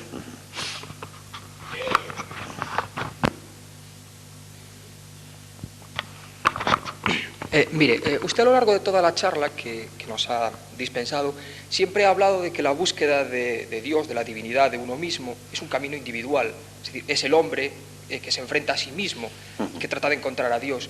Entonces, que esto parece ser que es una tónica de todas las religiones, desde el cristianismo de Jesús, aquel que quiera seguirme coja su cruz y me siga, hasta el taoísmo chino, por ejemplo, siempre se ha postulado un camino de búsqueda interior de uno solo. ¿Cómo justificaría entonces usted la existencia del entramado de la Iglesia? Usted es miembro, partícipe de ella, con sus estructuras, con sus rigorismos. Es decir, ¿justifica usted la existencia de la Iglesia como tal, como camino de búsqueda? Es decir, ¿vale para algo? Yo particularmente soy antieclesiástico total, pero bueno, estoy dispuesto tienes derecho a serlo. Estoy dispuesto a admitir una justificación si es que la hay. ¿Cómo dices qué? Que me gustaría que usted me justificara la Bueno, yo he dicho que el principio de toda religión institucionalizada es una experiencia profunda, ¿no? La que tuvo Buda y dio origen al budismo, la de los grandes rishis en la India, la de Jesús en el cristianismo. Es una experiencia que de por sí es intraducible, es inefable. O sea, no tenemos conceptos, ni imágenes, ni palabras para traducirla, ¿no? El mismo místico no puede expresarla, nada más que de alguna forma tiene que comunicarla y recurre a un lenguaje simbólico. Bueno, entonces, una religión es al mismo tiempo una comunidad. Una religión institucional es una comunidad. O sea, el hombre en este sentido no va por lo libre, porque sería un empobrecimiento. El hombre es también esencialmente comunidad. El hombre es esencialmente relación. El hombre es esencialmente cuerpo social. Y lo mismo que hay un cuerpo social político, hay un cuerpo religioso. Entonces, esta experiencia del fundador, llamémosle así, tiene que estructurarse de alguna forma para comunicarse también de alguna forma a un cuerpo religioso o una comunidad, o como decimos en la eclesiología cristiana, al pueblo de Dios. Esta es la razón. Por otra parte, lo mismo que los místicos en sus obras recurren a símbolos. que son más profundos que las razones filosóficas, ¿no? Para la razón filosófica la vida no puede ser la muerte, es imposible, ¿no? Dentro de esa lógica binaria aristotélica, el que está muerto no está vivo y el que está vivo no está muerto.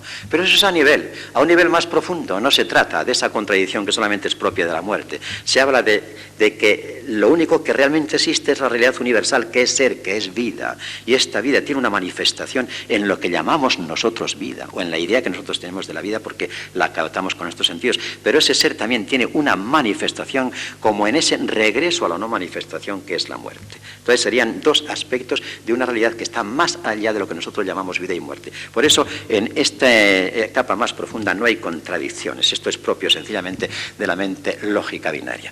Bien, entonces recurren a símbolos y pueden hablar pues de la vida-muerte, de la muerte que es vida, etcétera, etcétera, del infinito que es finito, de lo infinito que es infinito. Esas paradojas que son propias del símbolo y que nos llevan más cerca de la realidad en sí misma, aunque nos alejen del mundo de las ideas que nosotros confundimos con la realidad. Bien, eso que hacen los místicos en su expresión de su propia experiencia, pues hay que hacerlo en un sentido social con símbolos, digamos, con gestos, con ritos y con doctrinas. Y esto es la esencia de una iglesia, ¿no?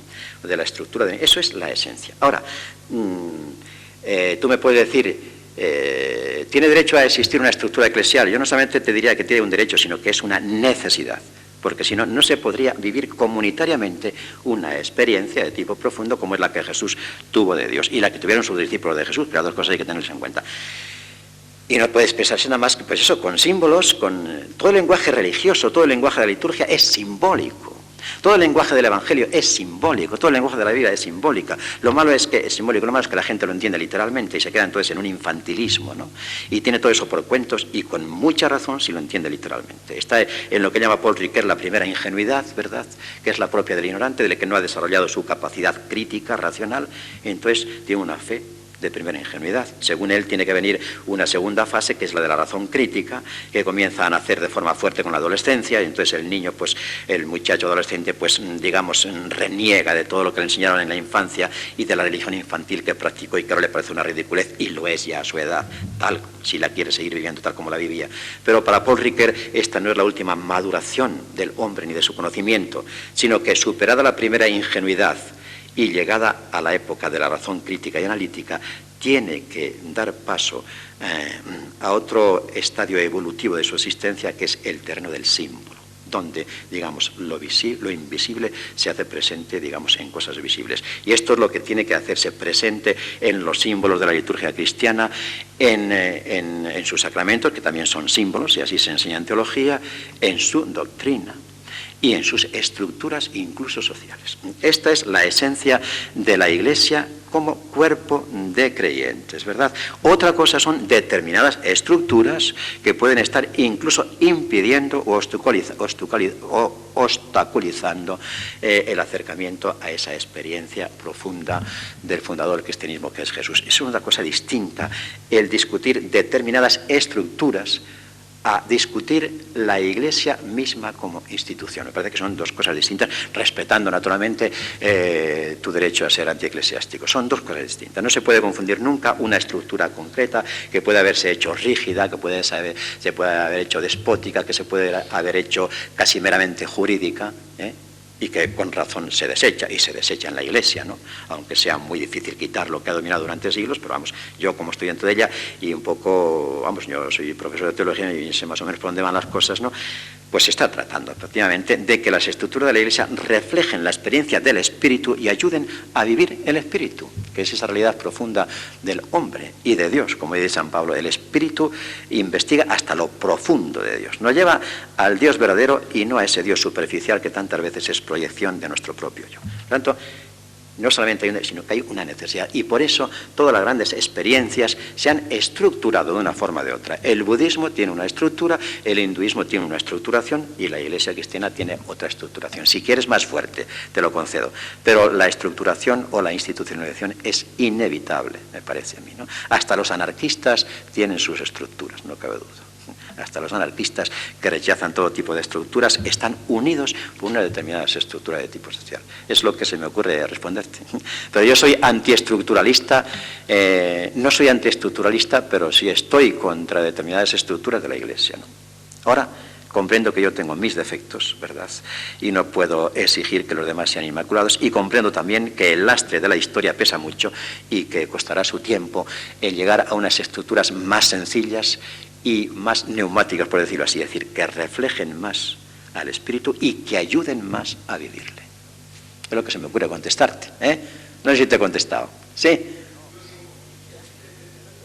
No, que no. Ya, yo no te he discutido, ni te he redarguido, ni te he censurado que seas antieclesial, ¿no? Sino que yo te hago esta distinción de cómo la experiencia del fundador forzosamente tiene que institucionalizarse de alguna forma. Ahora, no sé si lo dije en la charla también. Cuando esas estructuras, esa institucionalización, esos símbolos, esos ritos, esos gestos, esa doctrina, han roto su relación con la experiencia profunda y ya no son expresión de ella ni ayuda para ella, entonces se esclerotizan y se hacen no solamente negativas, se hacen destructivas, evidentemente. Eso es cierto, sí. ¿Cómo?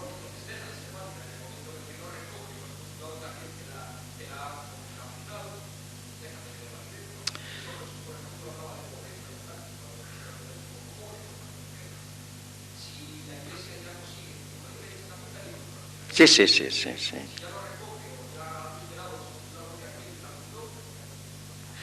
Bueno, el Vaticano II ha querido volver a poner en el centro de la Iglesia la imagen de Jesús, ¿no? Ha querido volver a poner, y vamos, yo te digo que hay muchos afanes de reforma, ¿no? Y que ha habido una reforma muy radical del antiguo derecho canónico, precisamente desde estos criterios, ¿no? Ahora, pienso que toda sociedad, junto con los valores que tiene por ser sociedad y por tanto por, educar y fomentar el sentido comunitario del ser humano, que es esencialmente relacional, toda sociedad tendrá siempre forzosamente sus defectos, forzosamente. Toda sociedad religiosa y toda sociedad política, toda, absolutamente toda. El comunismo iba a derruir un día el Estado y terminó siendo, digamos, el régimen más burocrático y más estatalista que ha habido, ¿no? Y llevaba un siglo de existencia más o menos, y quiso ser muy purista y quiso revolucionar al mundo y quiso quitar todas las estructuras o superestructuras que llamaba alienantes y terminó en una superestructura incapaz de aguantar ya por nadie, ¿no? Entonces, eso hay que tenerlo en cuenta. Y la insuficiencia, limitación y finitud del ser humano que se reflejará en todo aquello que quiera hacer por mucha buena voluntad que tenga. Pero yo personalmente pienso que una estructura es necesaria para que exista un cuerpo, sea religioso o sea social, pienso, ¿no? Ahora, yo te digo que hay muchos afanes de reforma y hay muchas críticas intraeclesiales a determinadas estructuras de la Iglesia actual y del Vaticano, lo hay. Y además, con gran espíritu de libertad hoy se hace lo que antes no se hacía. Se aparecen cartas públicas de teólogos y de moralistas diciendo al Vaticano, no estamos conformes con eso y ustedes tienen que cambiar esto y lo otro. Y a lo mejor diría yo, ¿no?, pensando en la buena voluntad de todos, que los mismos hombres del Vaticano quieren cambiar muchas cosas y a veces no sabrán cómo. Pero bueno, digamos que su conciencia tendrán. Pero yo fundamentalmente te distinguiría entre la existencia de estructuras y la existencia de determinadas estructuras que pueden y deben ser cambiadas. Hay un adagio en la eclesiología católica que dice Ecclesia Santa et Peccatrix, es decir, la Santa Iglesia y pecadora. Y otra, Iglesia semper reformanda, es decir, la Iglesia que se debe siempre reformar. Nunca debe decir, ya hemos llegado al final, tenemos estas estructuras, esto es la Iglesia. No. Hoy no se admite un concepto eclesiológico, es decir, de eclesiología cristiana o católica, que es de la que estoy hablando directamente, un concepto estructural, un concepto jurídico, y se va a lo que llaman a un concepto neumático, es decir, que sea la fuerza del Espíritu la que se haga presente en esas estructuras de tal forma que ellas ayuden, corporativamente a vivir la experiencia de Jesús. Esto es lo que yo te puedo decir nada más.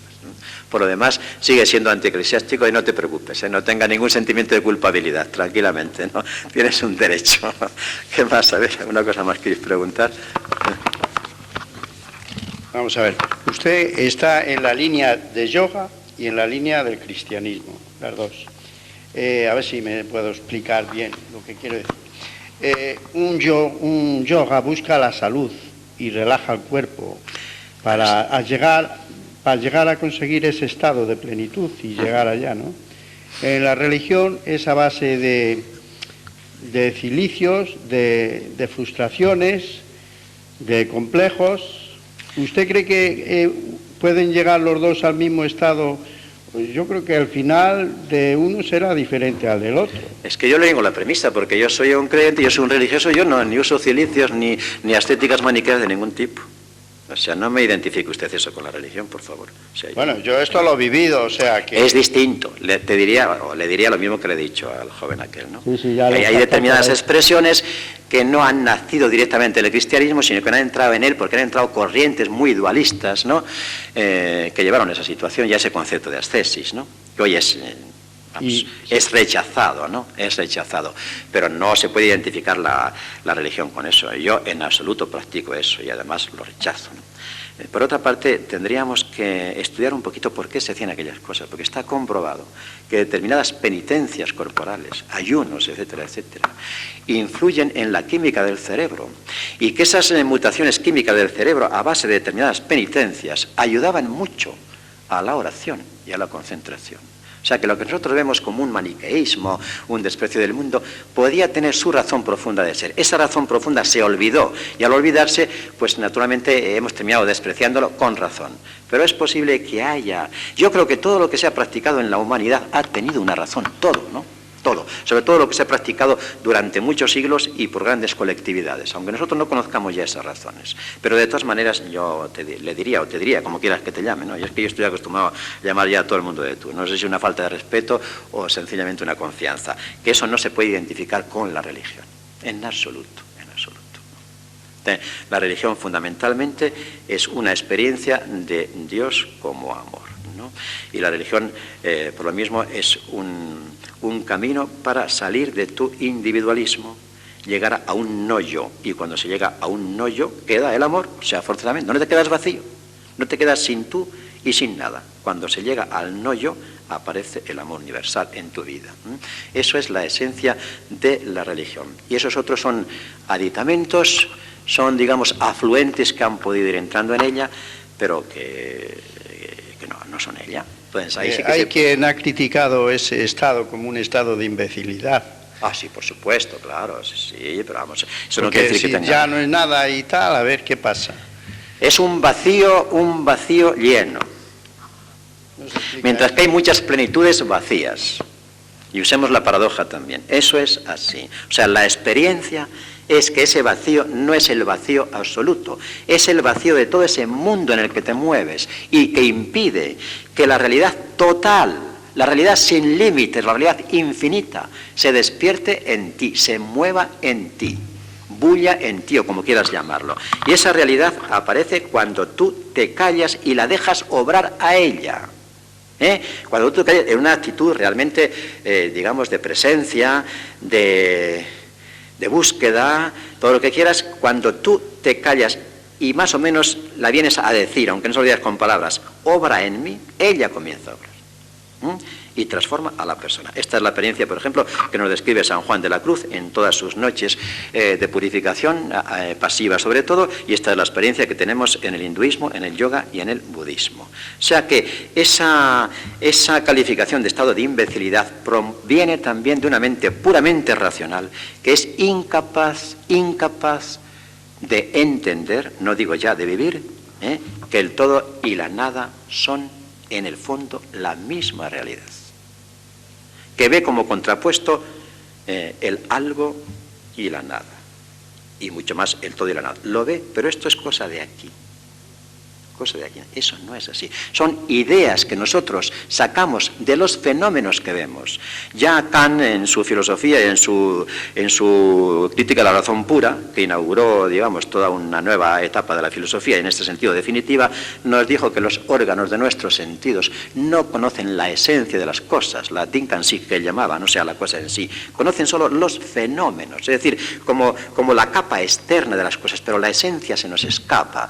Y él decía, solo podemos conocer los fenómenos. Nuestros órganos conocen los fenómenos y las categorías de nuestra mente aplican a los fenómenos determinadas categorías, valga la repetición, de tiempo, de espacio, de causa, de efecto, etc. Y así es como nuestra mente organiza la realidad fenoménica, la realidad aparente. Dice, de ahí no puede pasar el conocimiento filosófico. Kant o ignoró, me parece, por lo menos por toda su filosofía, que existe otro tipo de conocimiento, que es el conocimiento intuitivo, en el cual la realidad y el conocimiento son la misma, mientras que el mundo de los conceptos filosóficos está separado de por sí de la realidad. Digamos que la realidad y el ser están aquí y nosotros lo traducimos a conceptos y confundimos la realidad con nuestros conceptos. En el mundo de los conceptos se da la contradicción, pero en el mundo de la intuición, que es el profundo, no hay contradicción. Es una realidad paradójica, que a la vez es negativa, positiva, si quieres concretamente muerte, vida, finito, infinito, etc. Y eso sencillamente es una experiencia que nadie puede negar, porque es así. En el cristianismo, en el budismo, en el hinduismo, en el islamismo, hasta en el animismo, ¿no?, si quieres, ¿no?, y que se ha dado pues en las culturas más diferentes, sin haber tenido ningún contacto de tipo cultural. Entonces, cuando esa experiencia es universal y se da por este camino, pues hay que aceptarla. Yo no tengo en absoluto nada contra el ateo y contra el agnóstico, nada, porque os digo de verdad que siento un inmenso respeto por las convicciones de cada persona. Siento un inmenso respeto y por eso yo tengo amigos de todo tipo. Y en el centro que yo tengo en Salamanca hay agnósticos, hay ateos, hay anarquistas, hay cristianos y soy para todos lo mismo, y no porque quiera hacer un papel, sino porque lo siento verdaderamente. Y os puedo decir que el mejor amigo que tengo yo en el centro allí es un anarquista perdido, el que más me quiere de todos, pienso, ¿no? Pero no sé qué te iba a decir con esto, hombre, no sé qué iba diciendo yo. Que siento un inmenso respeto por el ateo y el agnóstico, pero a mi parecer, el ateo y el agnóstico no han tomado en serio las experiencias más trascendentes y más serias de la humanidad. No basta decir, yo no sé. Es una actitud, digamos, que puede ser humilde, no lo niego, pero puede ser también perezosa. Hasta aquí llega mi razón, esto es lo que yo sé, en lo demás agnóstico, es decir, no sé. Hay, además del agnosticismo, un gnosticismo en el cual ya no existe la A, se comienza por la G, que es el saber superior. El saber superior, que es precisamente el de la vía mística.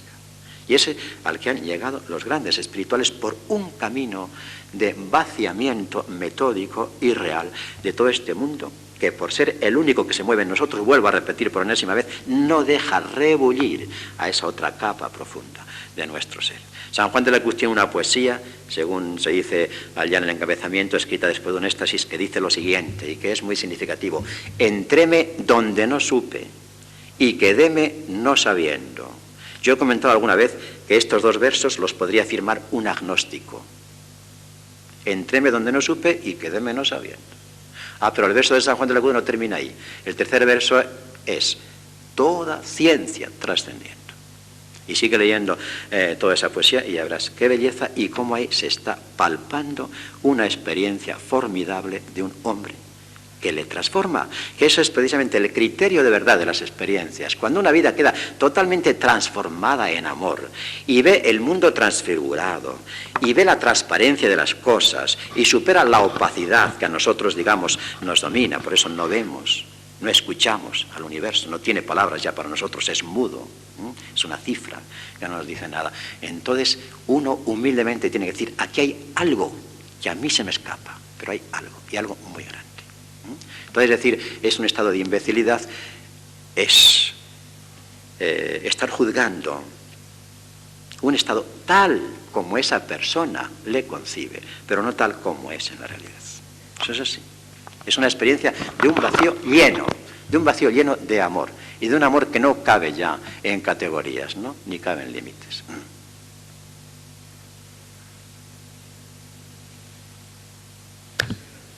Sí. Una vez un amigo que se sentía muy desgraciado me dice, ¿y qué de hacer? ¿Y qué de hacer?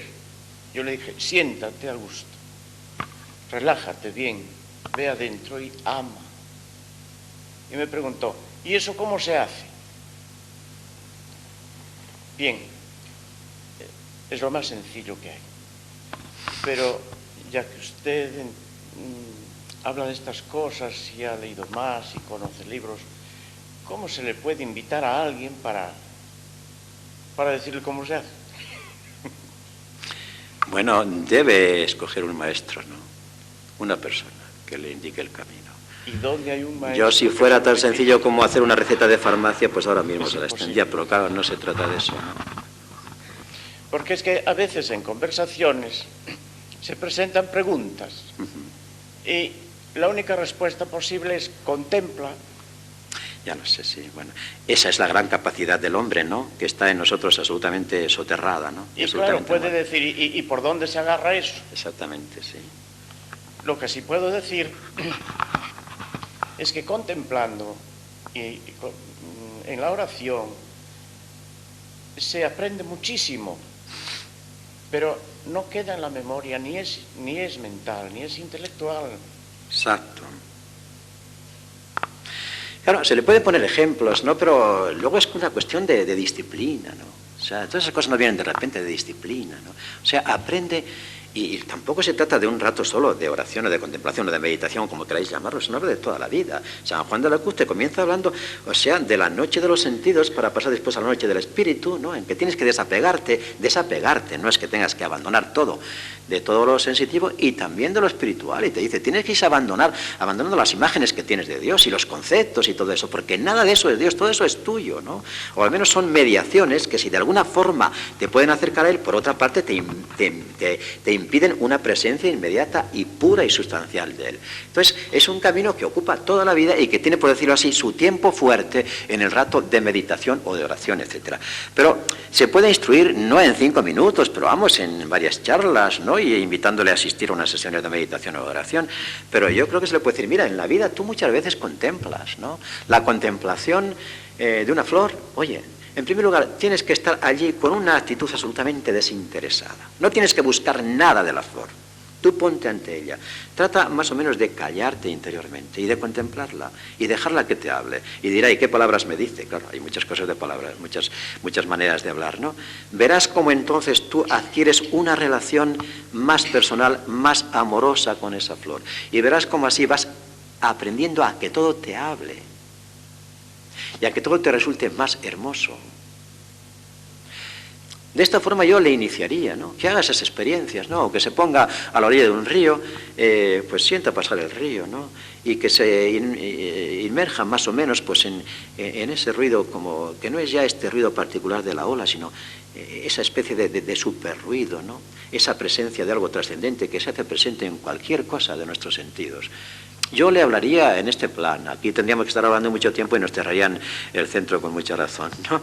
Pero no es tan difícil tampoco explicar a uno qué es el camino de la contemplación, que es lo único que nos puede llevar al alma de las cosas.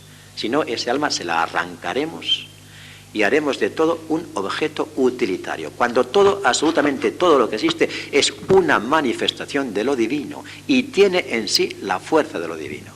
Por eso, ahora me viene a la memoria las experiencias de un gran maestro de meditación de Centro Europa, Durkheim, que murió hace 2 años en el Día de Inocentes. Había llegado ciertamente a una vejez que era toda, no sé, era toda transparencia, de alguna forma un segundo niño o una segunda infancia, un hombre verdaderamente admirable. Yo he leído la mayor parte de sus libros, ¿no? Bueno, él narra un día la experiencia que tuvo con una cliente, con una cierta enfermedad, etcétera. Él practicaba lo que llamaba la terapia iniciática, la terapia pues de este tipo, ¿no? Del fondo del ser. Eso es la vía iniciática, la de la profundidad. Bueno, le dijo, usted cuéntame cosas que le han sucedido en su vida. Y en ese momento se acordó y dice, sí, un día estaba yo en una iglesia y a través del ventanal entró una luz. Dice, yo no sé explicarle qué me pasó. Yo sentí algo inenarrable en ese rayo de luz. Bueno, yo describe muy bien el Durkheim, no es uno de sus libros ya traducido, El hombre y su doble origen, ¿no? Dice, bueno, pues otro día cuando vuelva usted me trae otra experiencia. Y vuelve la mujer y le dice, sí, otro día me volvió a pasar exactamente lo mismo. Contemplando una brizna de hierba, volví a sentir lo mismo que sentía aquel día cuando penetraba el rayo de luz. Segunda experiencia. Bueno, vaya a casa y otro día pues me narra otra experiencia. Y el tercer día le dijo, sí, otra experiencia me acuerdo que me dejó la misma impresión y me hizo vivir lo mismo. Ella no sabía decir qué era, pero algo grande, ¿no? Dice, iba en el tren y enfrente de mí iba una viejecita y sentí que me transmitía algo inenarrable, lo mismo que viví con el rayo de luz y con la brizna de hierba. Y sentí en ese momento que ya no me podría pasar nada malo por más malo que me pasara. Parece que la frase es expresiva, ¿no? O sea, nos pueden pasar muchas desgracias, pero en el fondo nada de eso que podemos llamar de forma absoluta malo, ¿no? Bueno, entonces el Dirkheim ya le comenzó a hablar y dice, bueno, pues mire, efectivamente es esto, ¿no? Usted pues ha tenido una experiencia de lo que podemos llamar una realidad supramundana, lo que pasa es que usted no ha sabido hacerla refleja, las había olvidado, y ahora a través pues de la conversación conmigo le han aflorado. Pues mire, eso es lo que usted tiene que tratar de vivir. Bueno, estas son las grandes experiencias contemplativas que pueden darse de repente, ¿verdad? Y que todos tenemos muchas. Lo que pasa es que no las almacenamos y sobre todo no las hacemos reflejas, no las reflexionamos, ¿no?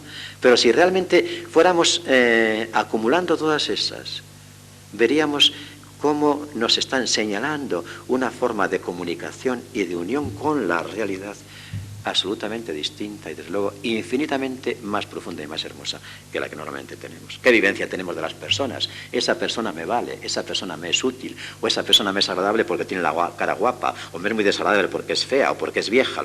Todo eso es lo que funciona en nosotros, lo que decía antes con el proverbio oriental, ¿no? Cuando un ladrón ve a un santo solamente ve sus bolsillos. Pero ¿cómo es posible eso?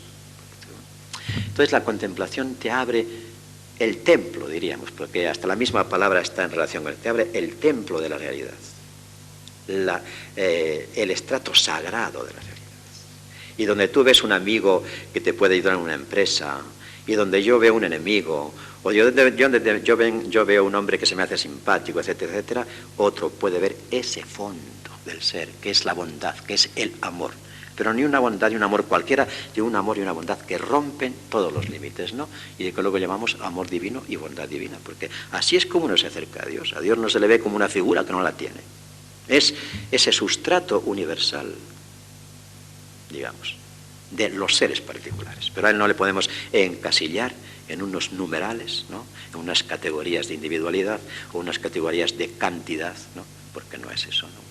Y por eso el místico, en el fondo del alma, no es que vea a Dios de una forma particular, sino que conecta con una fuerza que le va, digamos, inundando hasta transformar todo su ser.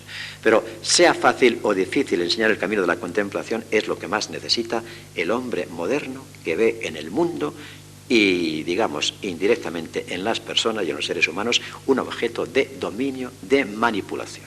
Esto es terrible, porque eso es deshacer y masacrar la realidad sagrada que somos cada uno de nosotros. Como alguien ha dicho muy bien, el mundo no es profano, sencillamente está profanado. El mundo es sagrado y esta es una idea muy presente en toda la espiritualidad de la India. Allí todo es sagrado. Lo profano es lo separado. No hay nada separado. El mundo no es profano, está profanado. Está profanado porque está en nuestros ojos. Y porque este yo nuestro que tenemos para comunicarnos con el mundo se ha independizado de su origen, ¿no? Entonces se ha independizado, se ha autonomizado y ha dejado este mundo que parece en unos aspectos tan grande, pero que en otros es tan miserable, porque le hemos arrancado el alma, sencillamente. Y no conectamos con esa alma. Y es así como una brizna de hierba, una persona puede extasiarse y otra no se extasia ya con nada, absolutamente. La capacidad de admiración, que no es una capacidad de admirar cosas extraordinarias, sino de penetrar en lo más profundo de las cosas más ordinarias y aparentemente más banales. Esa es la capacidad de admiración. Y respecto a eso decía el físico Einstein, que no es precisamente, digamos, ningún hombre de ninguna confesión religiosa, el que ha perdido la capacidad de admirar está anímicamente muerto. Y él decía, mi experiencia de Dios es eso. No me acuerdo cómo dice la frase porque es muy famosa y la tengo recogida. Es un trocito de su autobiografía, ¿no? En las cosas más pequeñas del mundo, eso que aparece, ¿no? Ahí está mi experiencia de Dios.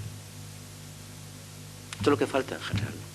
Y entonces, donde se pueden encontrar más yoga y cristianismo es en este aspecto místico. Luego, en el aspecto doctrinal, pienso yo que pueden ser complementarios y que no hay por qué poner tampoco absoluta contradicción. Sin embargo, cada uno resalta un aspecto de una sola realidad, pero en los dos existen ambos aspectos. Cuando el aspecto se hace, digamos, ¿cómo diría yo?, la totalidad, entonces es cuando se puede establecer y formar una oposición y una contradicción con el contrario. Pero cuando el aspecto se mantiene aspecto, entonces no hay contradicción, sino hay complementariedad. Uno dirá, este para mí es el aspecto más principal de la divinidad, y el otro dirá, el aspecto para mí más principal es este. No cabe duda que eso tiene su repercusión en la forma de vivir y de orar, pero que no hay una contradicción absoluta. Yo estoy convencido de eso. Y por eso decía Toynbee, el gran historiador, el gran filósofo de la historia, Toynbee de nuestro siglo, una frase que es digna de pensarse, ¿no? Él decía, dentro de 100 años, lo más importante para la humanidad no será el encuentro que hayan podido tener el capitalismo y el marxismo, sino el encuentro a que hayan podido llegar la religión cristiana y las religiones orientales. Eso era para él el fenómeno más interesante y trascendente de la humanidad dentro de 100 años, cuando él calculaba